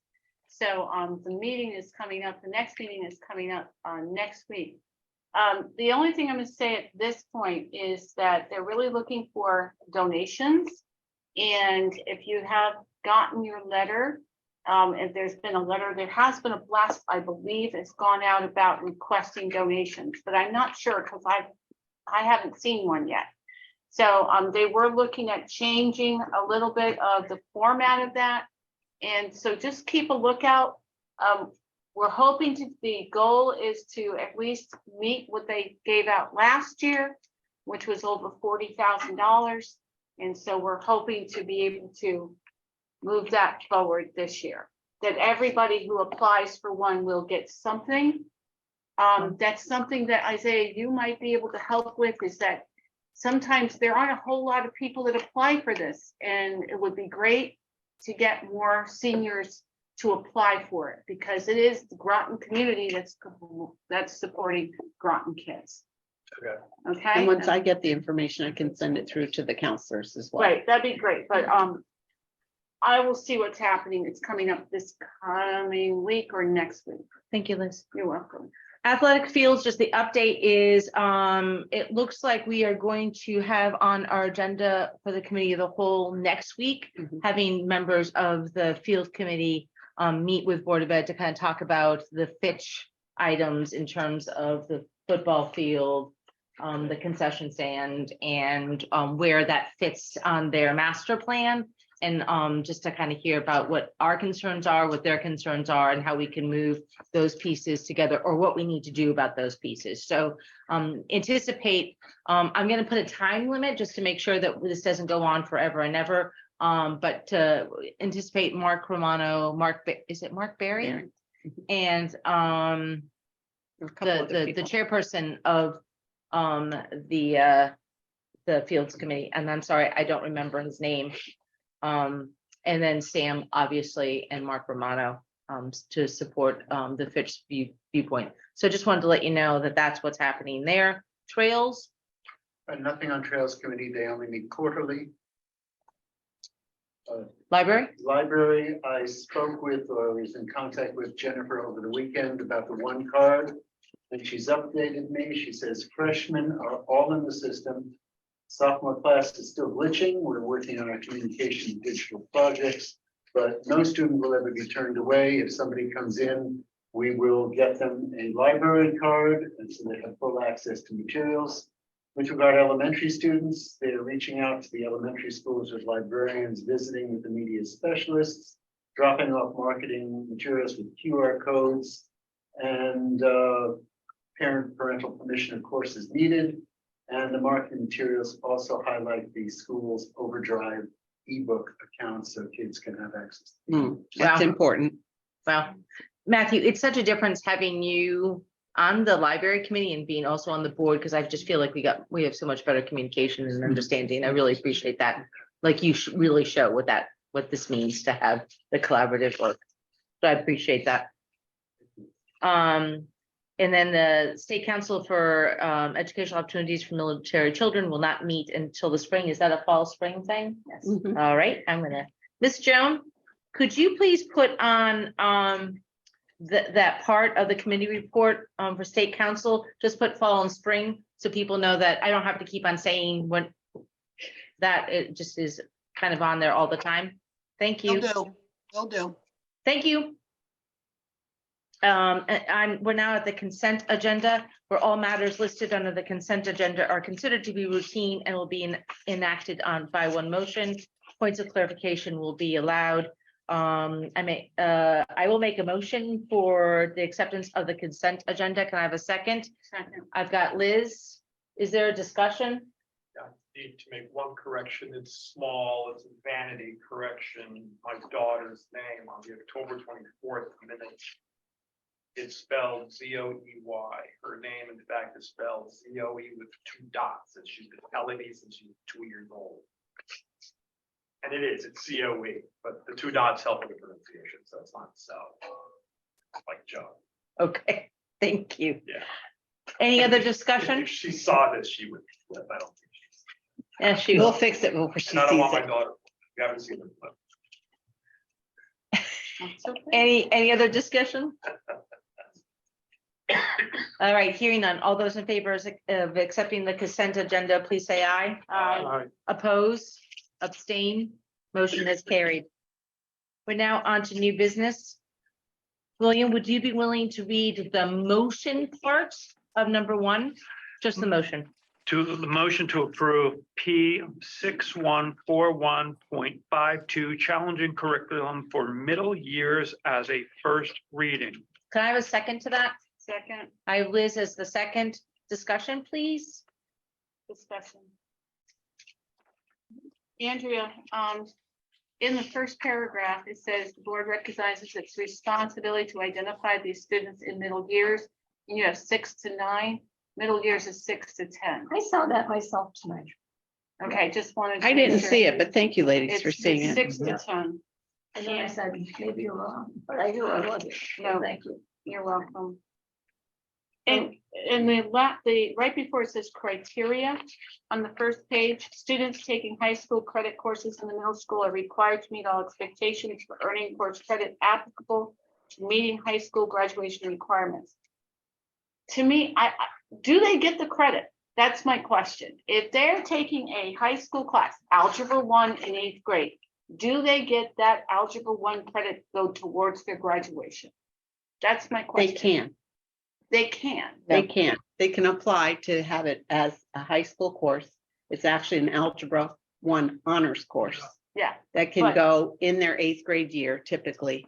But they might choose not to use that credit, and a lot of kids get more than their credit, so they really wouldn't even need that one. Well, I just think It's I don't know if it needs to be stated here, because if I was a parent reading this, I'd say, well, if they're taking that class, shouldn't they get the credit?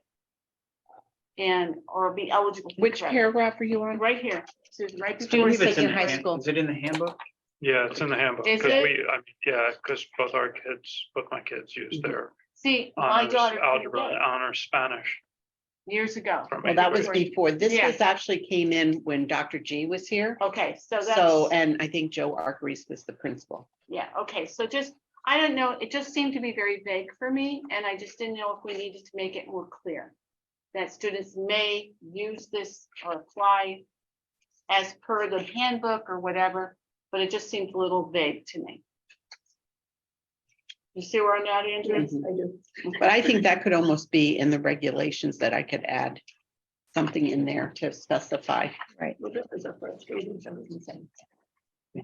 Any other discussion? Dean? we allowed to go beyond the P into the R, or do we want to? Well, can we get through the P first before we do the R? I was told before that the R is none of our concern. Well, it doesn't require a vote from the board, but we'd like to put it out so you can see what the I do have. regulations, the process would be. So following Dean's thing, do we have any other question about the policy before Dean goes to some questions around regulations?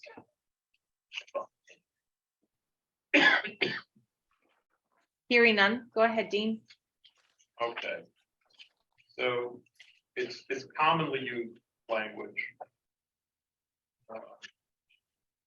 For this, it's near the bottom of page 1 of the regulation. It's the second paragraph of. The short one, board seeks equitable course enrollment, therefore multiple measures must be used to identify students for advanced coursework, so there's no single measure excludes their participation. Yeah, are you including gender? Are you striving for, is the goal to have it half and half, say, assuming that's the gender ratio in school? Or is that not equal? I would say it's all a goal. I'd like every classroom to mirror our community. What happens if it doesn't? Well, it might not, you might not meet that goal, but that's the goal. You're not going to select people because of the gender, but I certainly go in every math class, those high-level math classes, and look for girls. And I look for kids that really represent our district. Would you ever exclude somebody because you have quote too many of somebody? No. Yeah. There was one time in New Canaan where we had a clout too, and there were a lot of girls in that class. That's a shortcut to making your group better. I'm not accusing you of anything. No, It's often a shortcut to make the number look better. We'll just, throw something over. No, would not do that. All right. Any other questions on that? That's it. Okay. Any other questions on this? All those in favor to approve the policy 6141-52 as a first reading, please say aye. Aye. Opposed? Aye. And Were you opposing, Rita? No, Okay, all right. I said yes. Okay, right after I said opposing, so that's why I wanted to make sure. All those opposed, abstain? That motion has carried. Matthew, would you be willing to read number 2, the motion, please? I move that we approve policy P 3520.11, electronic information security as a first reading. Can I have a second? I'll second it. I got Liz. Take it away, Andrea or Susan. Well, I sent you and Susan and Clint, an email this afternoon asking that Clint do this because. So he should be on the screen. I am Dr. indeed. Clint, Good He was evening, everyone. invited. Are you on there, Clint? I am indeed. Good evening, everyone.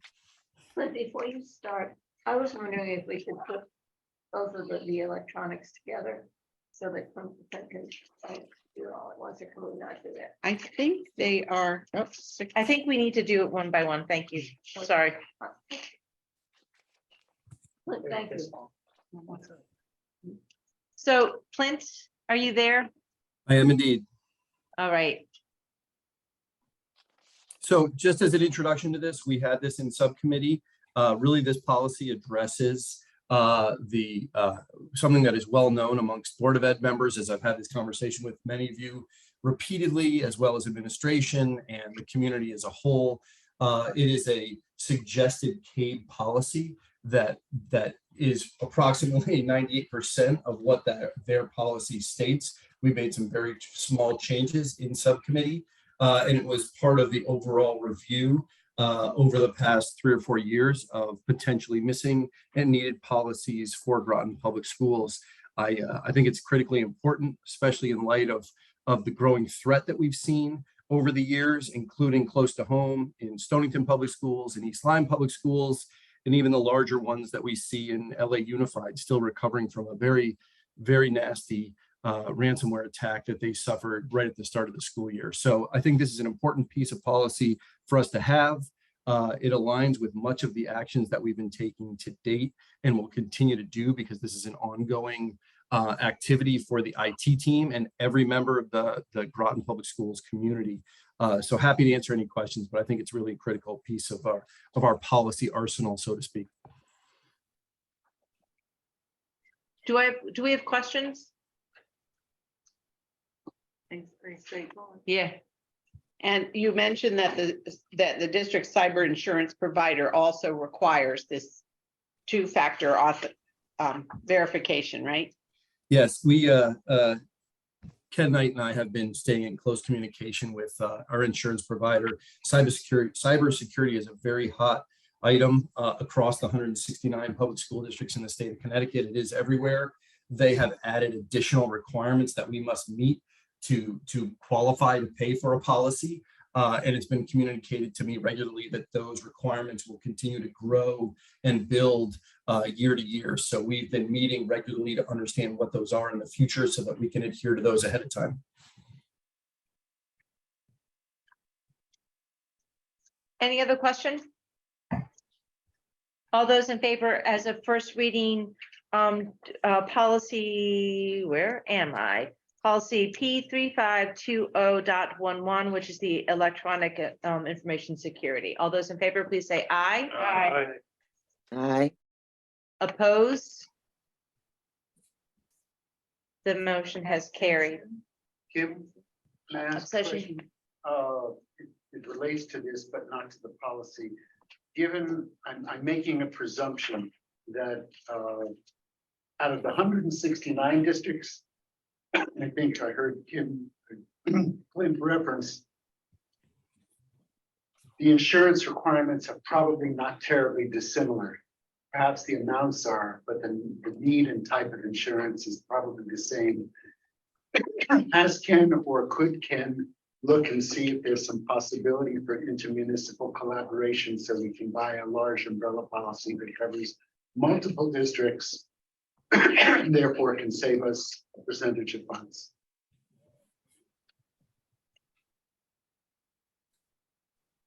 Got it written down. Probably won't understand this tomorrow when I talk to Susan, but still, Thank you. thank you, sir. Appreciate You it. love that We word. do that in town though, just for you to know that town services and school district services do that with insurance policies as well. Oh, okay, I'm not an insurance expert. It's totally out of my wheelhouse. Got it.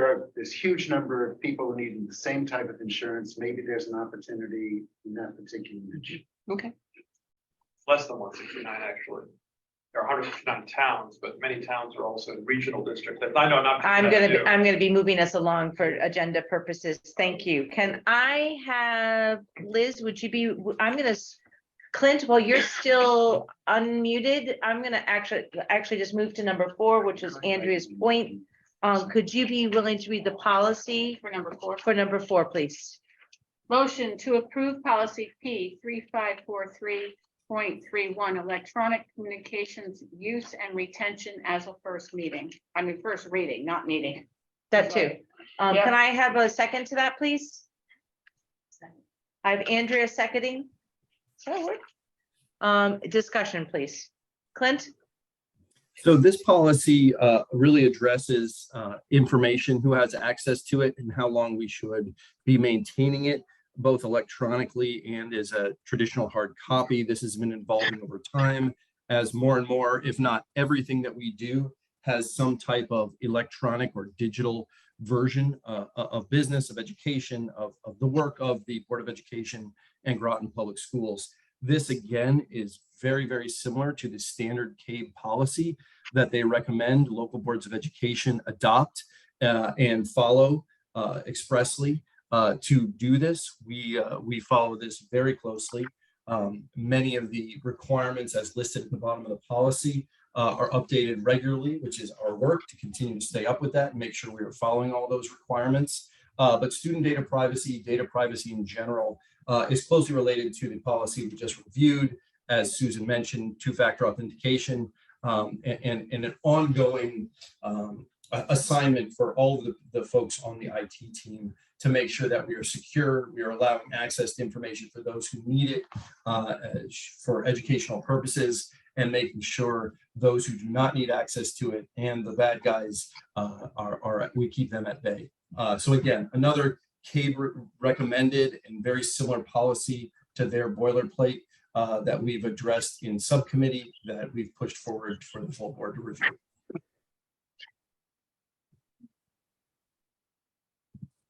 Yeah. Any other further discussion? Really Liz? quick question. Paragraph right before the end on the first page, where it starts with electronic communication. See where it's at? Electronic communication on district computers or electronic communication systems shall be retained as only as long as necessary. Is that purposely vague?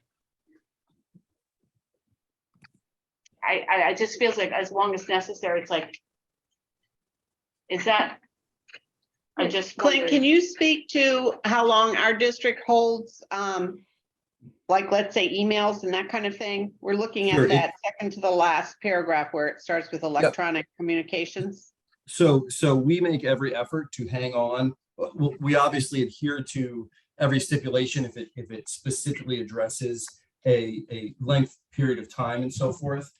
If we have the capacity to, we will continue to hang on to it as long as possible, especially things like email communications and so forth, which is really the coin of the realm, and not on a semi-regular basis. We are asked for that information and we work that process per policy to that.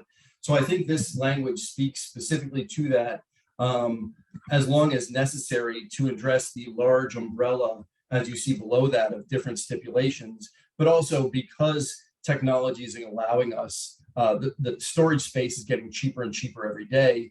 It allows us to capture these more information and for a longer period of time. I would hate to come to all of you, although we could, to update the policy with very specific timeframes each time that we invested and had expanded our capacity to digitally store these records. That being said, if there's an express interest by the board to have clear, very specific timeframes and language on some or all of those records, I would be more than happy to take a shot at that and come back with another version. Well, this is just the first reading, Clint, so maybe that can be something that can be talked about in the policy, in the policy committee to see if that's how they want to have it. So that makes a sense for me. It is the first reading. Any other discussion? Hearing, are you okay, my friend? No. Okay, Eve, no. Okay, so all those in favor of to approve the policy P 3543.31 electronic communication use and retention as a first reading, please say aye. Aye. Opposed? Abstain? That motion has carried. Let's go up to number 3. Dean, would you read number 3, please? Certainly. Discussion of possible action regarding the first reading of policy P 4113.12. Minimum duty free lunch periods. See attachment 7. So. Can I have a second? I'll second. I've got Liz again for seconding it. Can Susan, can you speak to that, or Andrea? It's the law. Oh, The law. It's the law, and it was one of those unfunded mandates that came through from the State Department of Education. And our principals had to scramble with schedules to ensure that that was happening. Okay. Any other discussion? Matthew? I had asked the question because it says for non-certified staff, the board will provide as defined in Connecticut Department of Labor. And since my concern was that labor regulations can change and we don't want to have feelings of inequity I'm told that they're the same now. They are. That there's no difference. My concern was if there were a change in Connecticut labor, we would not want to have inequity in our employees. I'm perfectly comfortable with voting for this as long as we keep that little in the back of our mind, and if the labor law changes, we can revisit this language. And that's based on full-time employment for non-certified. I'm just, well, all right. Yeah. Jean? The general feeling is if it's the law, why do we need a policy unless the law says thou shalt adopt the policy? The law is the law. Well, if every time we adopted a policy to mirror the law, we'd have the law and our policies. The law is there. But I understand we're sort of over-egging the pudding sometimes.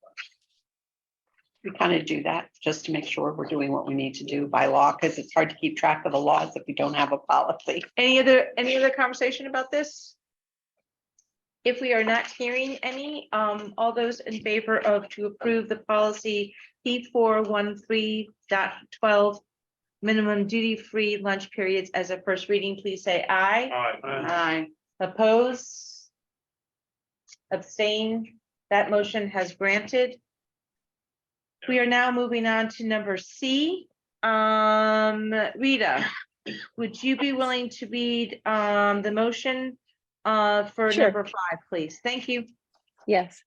To approve the Groton Education Association's Schedule C stipend for 2023 FY 2026. So it's a 4-year contract. Thank you. I have a second to that. I have William. Any discussion? I had a question, Kim. Can you refresh my memory on what the stipend increase was? Was it 1% per year, or I don't remember what it was. So there was variability. What we did was Ken Knight and Lori Lapine, and I think even the GEA team had looked at surrounding towns to see what was equitable. So that we made sure that we followed, I think it was either 1, 2, or 3% based on their salaries. Not everyone got 1 or 2 or 3. It was based on how it was equitable compared to other districts around us and what those stipends were going for. So we really tried to do it in a more fair way. Right. Liz? Right, this is gonna be built into our budget, correct? So if we pass this or approve this now, is this something that, if let's say we have a shortfall, we have to cut, you know what I'm saying? Or there's an issue, will this be able to be amended? Well, we would have to reopen the contract again because it is part of the teacher's contract. It's, okay. Oh, okay. But Liz, I do think though that if we chose not to have so many assistant coaches in particular sports, that would not be open for negotiations. I mean, if we do away with the position, I don't believe that it is open for negotiations.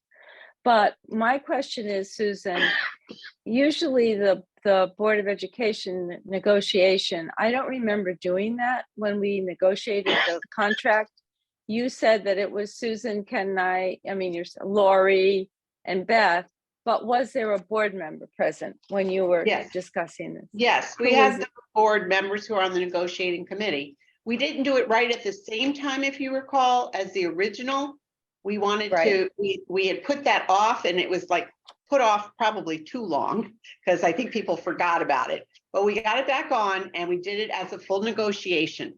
The thing that I was referring to was we collected some data through the CASBO group, through the other groups here in Southeastern Connecticut, to just kind of align ourselves to what those rates were in other places. Okay. I just hope there were, I don't remember being there, so maybe there were some other members of the negotiation team there. There were absolutely. Hi, my other name is members. Kim and I was there. Yeah, there were Okay. absolutely other members. Okay, All right. thank you. And absolutely, those were really good questions. It's good to make sure that we are caught up. So I appreciate that. Is there any more conversation about that? If not, all those in favor to approve the Groton Education Association Schedule C stipend for the FY 2023 to FY 2026, please say aye. Aye. Oppose? Abstain? That motion has carried. Beth, thank you for your hard work on this. So number 6, funny thing happened on my way. So we don't have enough information to give you, we don't have a bullet, and we also don't have, there's just a miscommunication that happened between Susan and I in terms of what stuff that we needed. So this is going to go on our December Board of Ed regular meeting, and we'll give a synopsis of the negotiations, and we'll have either Ken and Lori or both either by Zoom here so that we could do it. So I apologize. I'm taking full responsibility of that, but I'm going to ask that we table number 6. Dean, do I need a vote for that? Yeah, you should. So can I have a vote to table? Thank you. Do I have a second? Second. Okay, all those in favor, please say aye. Aye. Oppose, abstain, motion has carried. All right, so we are going to go down to Beverly. Do you have any interest in reading number 7? the motion? Okay, I make a motion to approve the American Sign Language Level 2 curriculum. Can I have a second to that? I second it. All right, discussion, please. Liz? This was brought to us and was we really went over, I just found one typo, but you know, what else is new? I'm always finding something. But this is progressive, these two courses would be, you know, a natural progression to what we have established in the growing of this course with ASL 1, and of course the ASL 1 is being offered to down in the correct me if I'm wrong, I'm down in the middle school, so it helps build that program, and it's just it was very well done. We have Kristen's on right now. If there's any specific questions about the curricula itself, Kristen's here if there's any questions, but the curriculum committee went through both of these. This one is 2 and 3, and they have our full endorsement. So I don't know if Phil, and if you want to speak to a little bit so that the rest of the board can just have a quick overview. Again, and Kristen has been hanging on. There she is. Kristen, thank you for staying with us. I appreciate that. Again, this is just another So way to. I apologize without the captioning. The microphone quality is just not great. So I asked Rebecca to come on the call to join. I've been trying to follow along, but I couldn't make out much of what you just said. Just, did you have anything else to add in terms of why these classes are needed, what the desire of the kids are, that sort of thing? So if I heard you right, you're asking why the classes are needed? Yes. Kind of in continuation. Okay. Well, it's really continuation of what Paula had started several years ago. We had the good fortune of being able to hire a 0.5 FTE second instructor of ASL that became a 0.6 FTE 2 years ago. And so ASL, we've been able to expand and really meet more demand, though we still not meeting all of it. There's still, you know, many more kids that want to get into ASL 1 every year. But for ASL 2 and ASL 3, it was really kind of the next step in teaching for proficiency and getting our curriculum in line to take that next step with what we'd done with the ASL 1 curriculum. So it was kind of really just that, you know, logical step with that, increasing the rigor, getting more in line with what, you know, students that want to continue with ASL, what they'll need to be able to step onto a college campus and hopefully step into an ASL 2 or an ASL 3 class instead of having to, you know, repeat ASL 1 once they get to college. So we really, you know, we looked at parity, we looked at what other high schools, but also honestly, it's what many other colleges and universities are using in terms of their curriculum with its organization, but then the focus really on proficiency, you know, and having students really be comfortable with really just using the skills and not just learning signs, but getting greater command of the language. Yeah, I think that's it. And if you notice, you know, by the end of each course, you know, on the very front page, you know, the hope is after ASL 2, they'll be at the intermediate low and then the intermediate mid by ASL 3. And we can go into that more in depth at another time, but. And they can earn their seal of biliteracy as well with ASL. Right. So it's just another avenue for our students. And there is an extreme interest in this. And so it's definitely something that our kids are asking for. Do I have any other questions from the board? Dean? Just a comment, I just remembered something. Indulge me for a second. We were always taught our kids you can't talk in church. So what my son Theo, who learned sign language, was doing with my daughter, Zoe, was they would just sign to each other in church. I should have been more specific, but we said don't talk. Meaning, So, So more into, let's just go into, the, Yeah, sorry. considering like it's 8:15. So, any other question? I don't want to stop comments or questions. no, I'm done. Okay. Any other? I just think that this is just really cool and amazing that we're doing this. Do they get a certification to as an interpreter at the end of the ASL 3? They can apply for it. They can apply. That's terrific. Yeah, they need. So Kristen, I don't think that you heard that question. So the question, I don't know if you can hear me now, but the question is if, could people apply for, to become a interpreter, if they took the level 3 course? Type it into the chat. If I heard you right, the question is, could they go on to become an interpreter? Most definitely, but they wouldn't be able to do that just from our classes. There are, wow, Rebecca, correct me if I'm wrong. I mean, I'd seen curriculum with, you know, at universities where they go up to ASL 8, 9, 10. Yeah. It's much more involved, but this really gets kids on a great path to get a head start with that if they want to become an interpreter. Thank you. Thank you so much. All right, if I'm hearing no other further discussion, the motion is to approve the American Sign Language Level 2 curriculum. All those in favor, please say aye. Aye. Oppose? Abstain?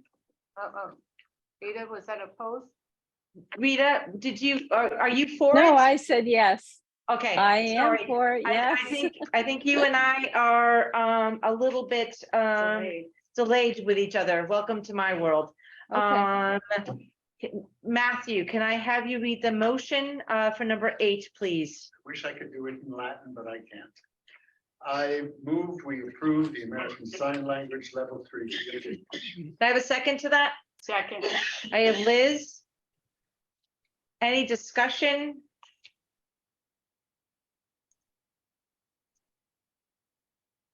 It's all been said. I think it's all been said. It's a logical progression. All right. I And like it's a logic. necessary progression. All right. If I hear no other discussion, all those in favor to approve the American Sign Language Level 3 curriculum, please say aye. Aye. Aye. Oppose? Okay, abstain? That motion is carried. You got it. It's yours. All right. William, could you please do number 9 for me, please? Absolutely. Motion to approve the proposed 2023 to 2024 school calendar. Can I have a second to that? Thank you, Matthew. This is my least favorite conversation. But Miss Susan, can you walk us through the Yeah. learn? Okay, so as you remember with Groton 2020, there were many years in a row that we had to start after Labor Day because of construction. And we were holding our breath to make sure we could move in even at that time.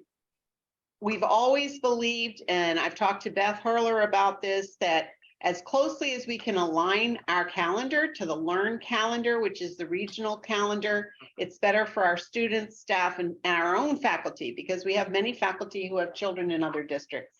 So as close to keeping those regional PD days the same, because we do a lot. We used to do a lot with each other across districts, and we hope to get back to that. Just the start date, you know, to have it really in line with the regional calendar. So we have for next year, for example, starting the 25th would be convocation with 2 days PD, which is what we typically do. And we actually started this year with convocation on the 25th. So it's not only aligned to the Learn calendar, but similar to what we did this year. And then students would come in, so they would have a shorter week, Wednesday, Thursday, Friday. We'd have the Labor Day weekend, and then they come back for 4 more days. So it is kind of a gradual release, you know, entry point for schooling. And then another, you know, then we have full weeks after that in September. The regional PD days, you will notice, are the 7th for professional development, and the 10th is Veterans Day that are listed in there, and then the 3 days for Thanksgiving break, just as we've done in years past. And then the December holiday is actually a little shorter, just the way Christmas falls. So we're still doing just the long the couple days for February break. And then the full week in April, the 8th through the 12th. So, the proposed final day of school is the 11th. When you think about it, we typically graduate kids on a Friday. So the 14th is at the end of the week, which would allow for a few snow days. The 21st is the whole week after. So we would have to contemplate where graduation would fall. Maybe we wouldn't get to a whole Friday. Maybe we'd have to do it, depending on the snow days. The legislation at the state is also contemplating being able to allow superintendents the authority to have a remote snow day. That's still in legislation. It hasn't been resolved yet. So I'm not going to be presumptuous and say that we could have a couple snow days remote learning, but that could happen for us. Otherwise, we'll just continue to add on those days should the weather be inclement, and it would not be safe for our students and teachers to come in. So that just orients you. More discussion? So why can't you just have the graduation day be on the 14th? Regardless of the snow days. Because you have to have 180 days. So if you have that To many more graduate. snow in order to graduate. So if you have more than that snow days, there is a drop dead date that we have to have. And I believe that is In the spring. Beth, do you remember when we have to have the graduation date set? Last I remembered, it was by April 15th. Yeah, it's sometime in the spring. I'll have to look that up. I remember looking at it last year. Because we Yeah, were waiting. Remember it last year? We were really late into the spring. Families were wanting to know. And we were back and forth with the weather and all kinds of things. So In Groton, we also have 181 days by contract. The state requires 180. So the decision for the graduation day will, so for this year, we'll wait until April to make that decision? we may know earlier. We might be able to make the decision earlier. I think the sooner the better for families, but I would like to get through a couple of those winter months just to see how it goes and see if that legislation passes to give me a little bit of leeway. I've got Rita, and then I'll do you, Matthew. Rita. Okay. I had a few questions about the calendar. I wanted to know, Susan, how many TLI early dismissal days were built into the calendar this year and last year? 8. 8. Right. I thought it used to be 6. I think originally when Mike had first started, there were 6. And it was remember, we used to have the Tuesday early release by an hour. Oh, there was 5. Beth was saying 5. Yeah, this is an awful lot. To me, it's a hardship for families to have so many of these early release days. I know it's important, but I think it was 5. It wasn't 8. It's never, 8 is just kind of overwhelming to me. Well, I would like to revisit that, but I'd like to finish talking. And I believe not everybody would probably know what a TLI day is, and so you might want to spell that out. What does it stand for? Teaching Learning Initiative. Okay, yeah. Well, there are new board members, so they might not have known that that's what TLI is. And also, when does kindergarten start? I think that should be on the calendar. Oh, it's not on there? Nope, we usually do have that on there. I'll double check. Right. So, and I also wanted to know why there was a half a day on the 22nd of December. I think because we've typically had a half day before the Christmas break, and this is actually a shorter break than normal.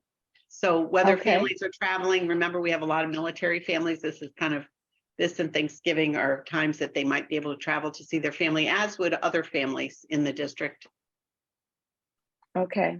Well, I just would like you to revisit those TLI days, especially in the months where we already have half days like in March and in October, the following week. You know, there are already half days built in there for conferences. So I just feel that, you know, the more that we could have our children in school, the better it is for them. That's just my thoughts about this Now, calendar. those TLI are not half days, they're early release.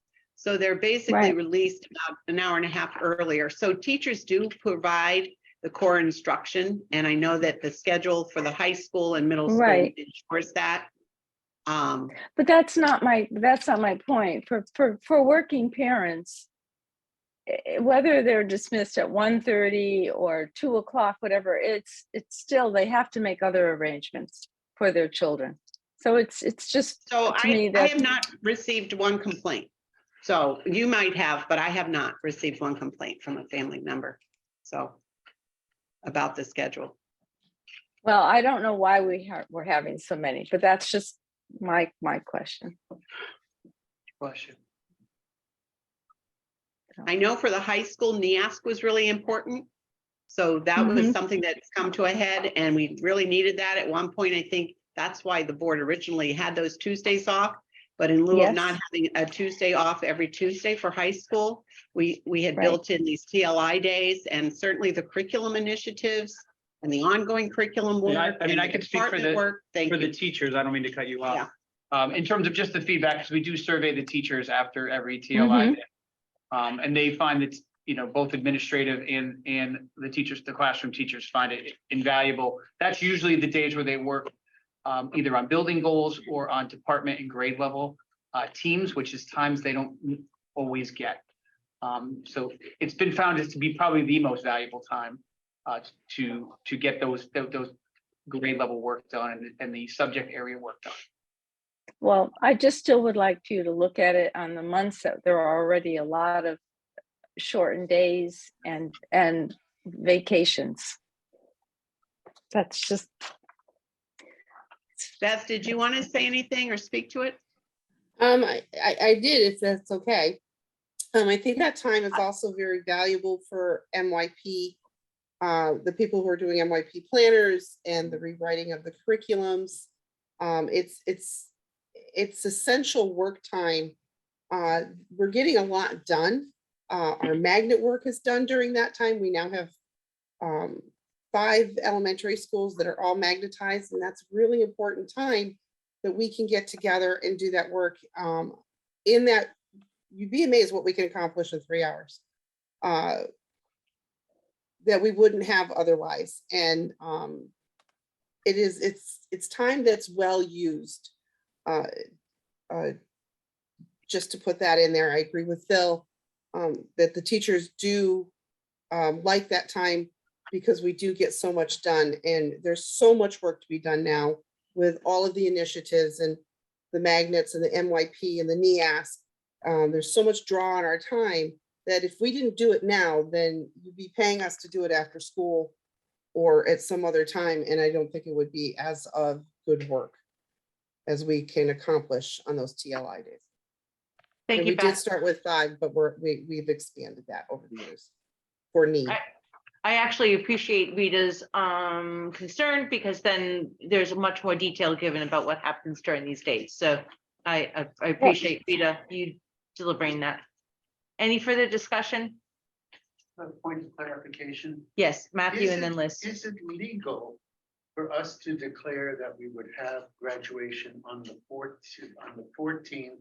And that if we needed the 14th to make up a snow day, it would be on the 15th? Is that a option for us? 15th is Saturday. That's exactly the point. It's a Saturday and it might make it easier for people to come.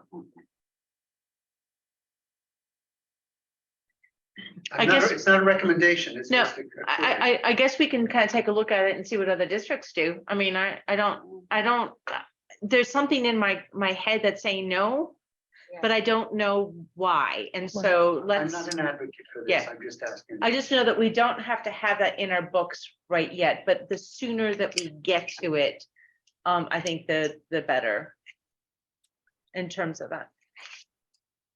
Liz, As always, I'm going to advocate that we start earlier, and I understand why.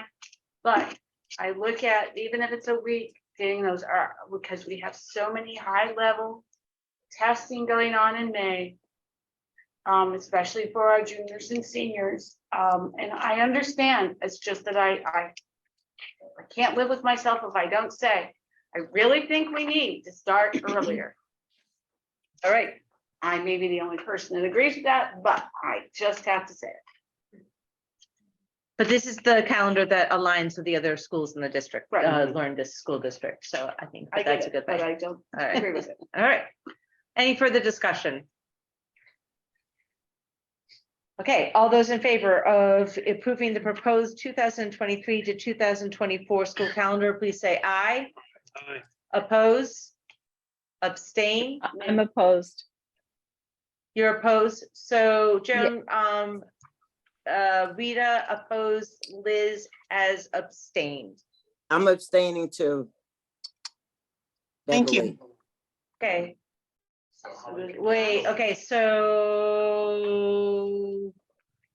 who, 1, 2, 1, 2, 3, 4, 5. How many board members do we have and how many voted? So we have 8. I've approved and 3 not. 5 approve and 3 not. Thank you, Joan. I abstained. I didn't oppose. I got that, Deb. abstained. I got that. Okay, so there are 6 members who voted, and of the 6, how many voted yay? No, there are 8 people. that 8. voted. No, there are, 8. no, the abstentions don't count as votes. Yeah, they don't count. So it So we have approved. we have 6 people voted Right, and 5 voted for And 1 against. and 1 against. so it's passed. It's passed. That doesn't violate any one of our rules that requires that we have a majority, right? Right. Yeah. Dean, thank you.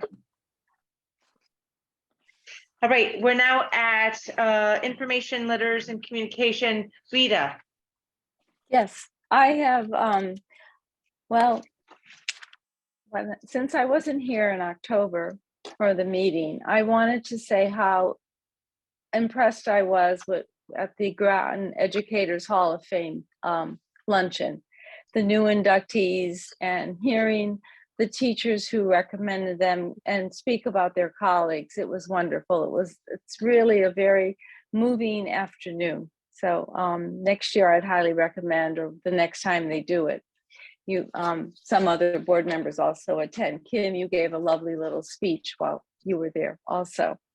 I went to the Thanksgiving Day game, and also I want to congratulate the football team on their win and retaining the Colonel Ledyard sword. And Mike DeMauro, if you haven't read it, there's a wonderful article in the Day written by Mike DeMauro about one of our students. He's a senior. His name is Charles Cabusa, and also the coach of the Fitch High School football team, which is Mike Ellis Jr. It's just a fabulous story and article, and I hope people get a chance to go back and read it if you haven't. And that's about it. Thank you. got it. Beverly, No communications. thank you. Dean, Nothing on my end. Matthew, I guess it comes under nothing right now. if you would like to speak to Cabe, you can. Okay, I attended, I think Susan attended to the presentation of the CAPS blueprint for Connecticut education. I went through a parallel process in New York with the New York State Regions Action Plan, and while this will clearly not be identical, if it passes, it won't be the identical text. It will, I think, probably set the tone for education for the next decade or more. So I'm going to send you all a one-page imperfect summary along with some references. I think it's worth taking a half an hour to take a look at this. Thank And you. Fran Rubino has offered to come to a board meeting to tell us more about it too. That'd be great. Yeah, she did a Cool. really nice job. Cool. Anything else? Right, William. Just a highlight from the CAB convention of one of the lectures I attended was for regarding security. And their recommendation is that all the boards of ed should have an executive session where they go over what the security plan is. Having all representatives from the town that are involved in our security plan be present to talk about, their part and what they're doing to ensure that they are ready for any type of event that takes place at any one of our schools. Huh. We have always been told by our police chief that we should know that there is a security plan, but that to have 9 other members to be involved with that muck up the process. So that's an interesting thought, and maybe we need to have a better conversation about that. But yeah, I can see both sides, to be honest with you. Liz. I've had no communication, and being sick, I haven't seen anything, I didn't get to go to cave, unfortunately, but I'm back. Welcome back. I'm glad that you're feeling better. Andrea.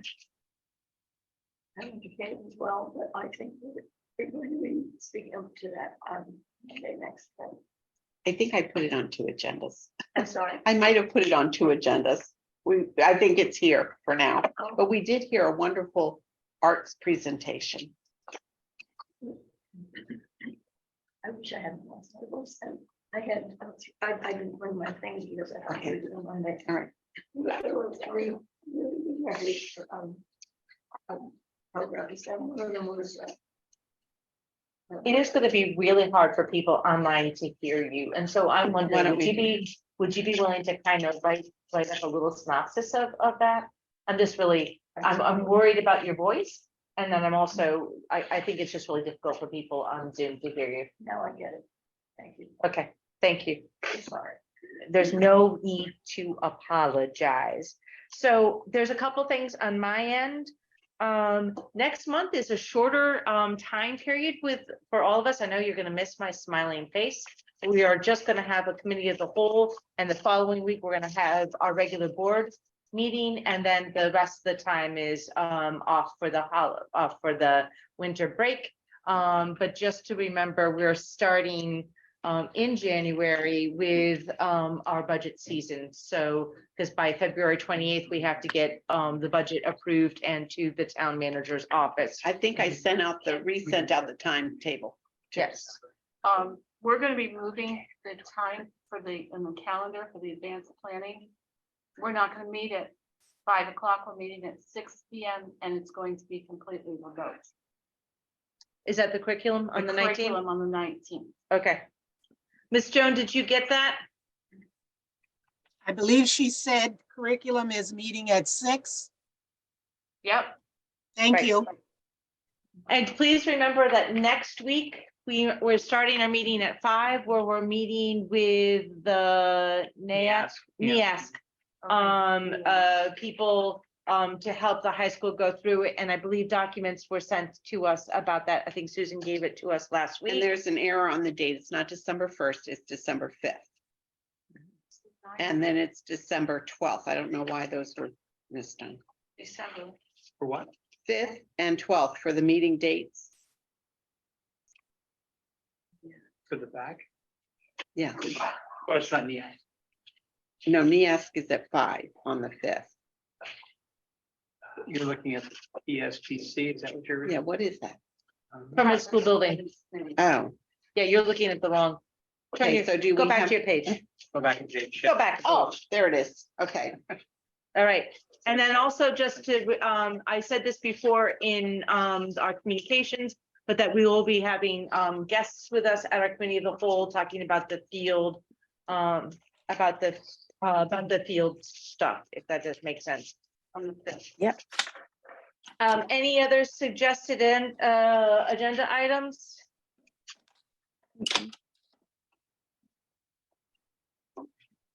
Okay, hearing none. The lady to my left said a motion to adjourn. Can I have a second? Second. William has given me a second. All those in favor, please say aye. Aye. Oppose? Abstain? See everyone. Good night.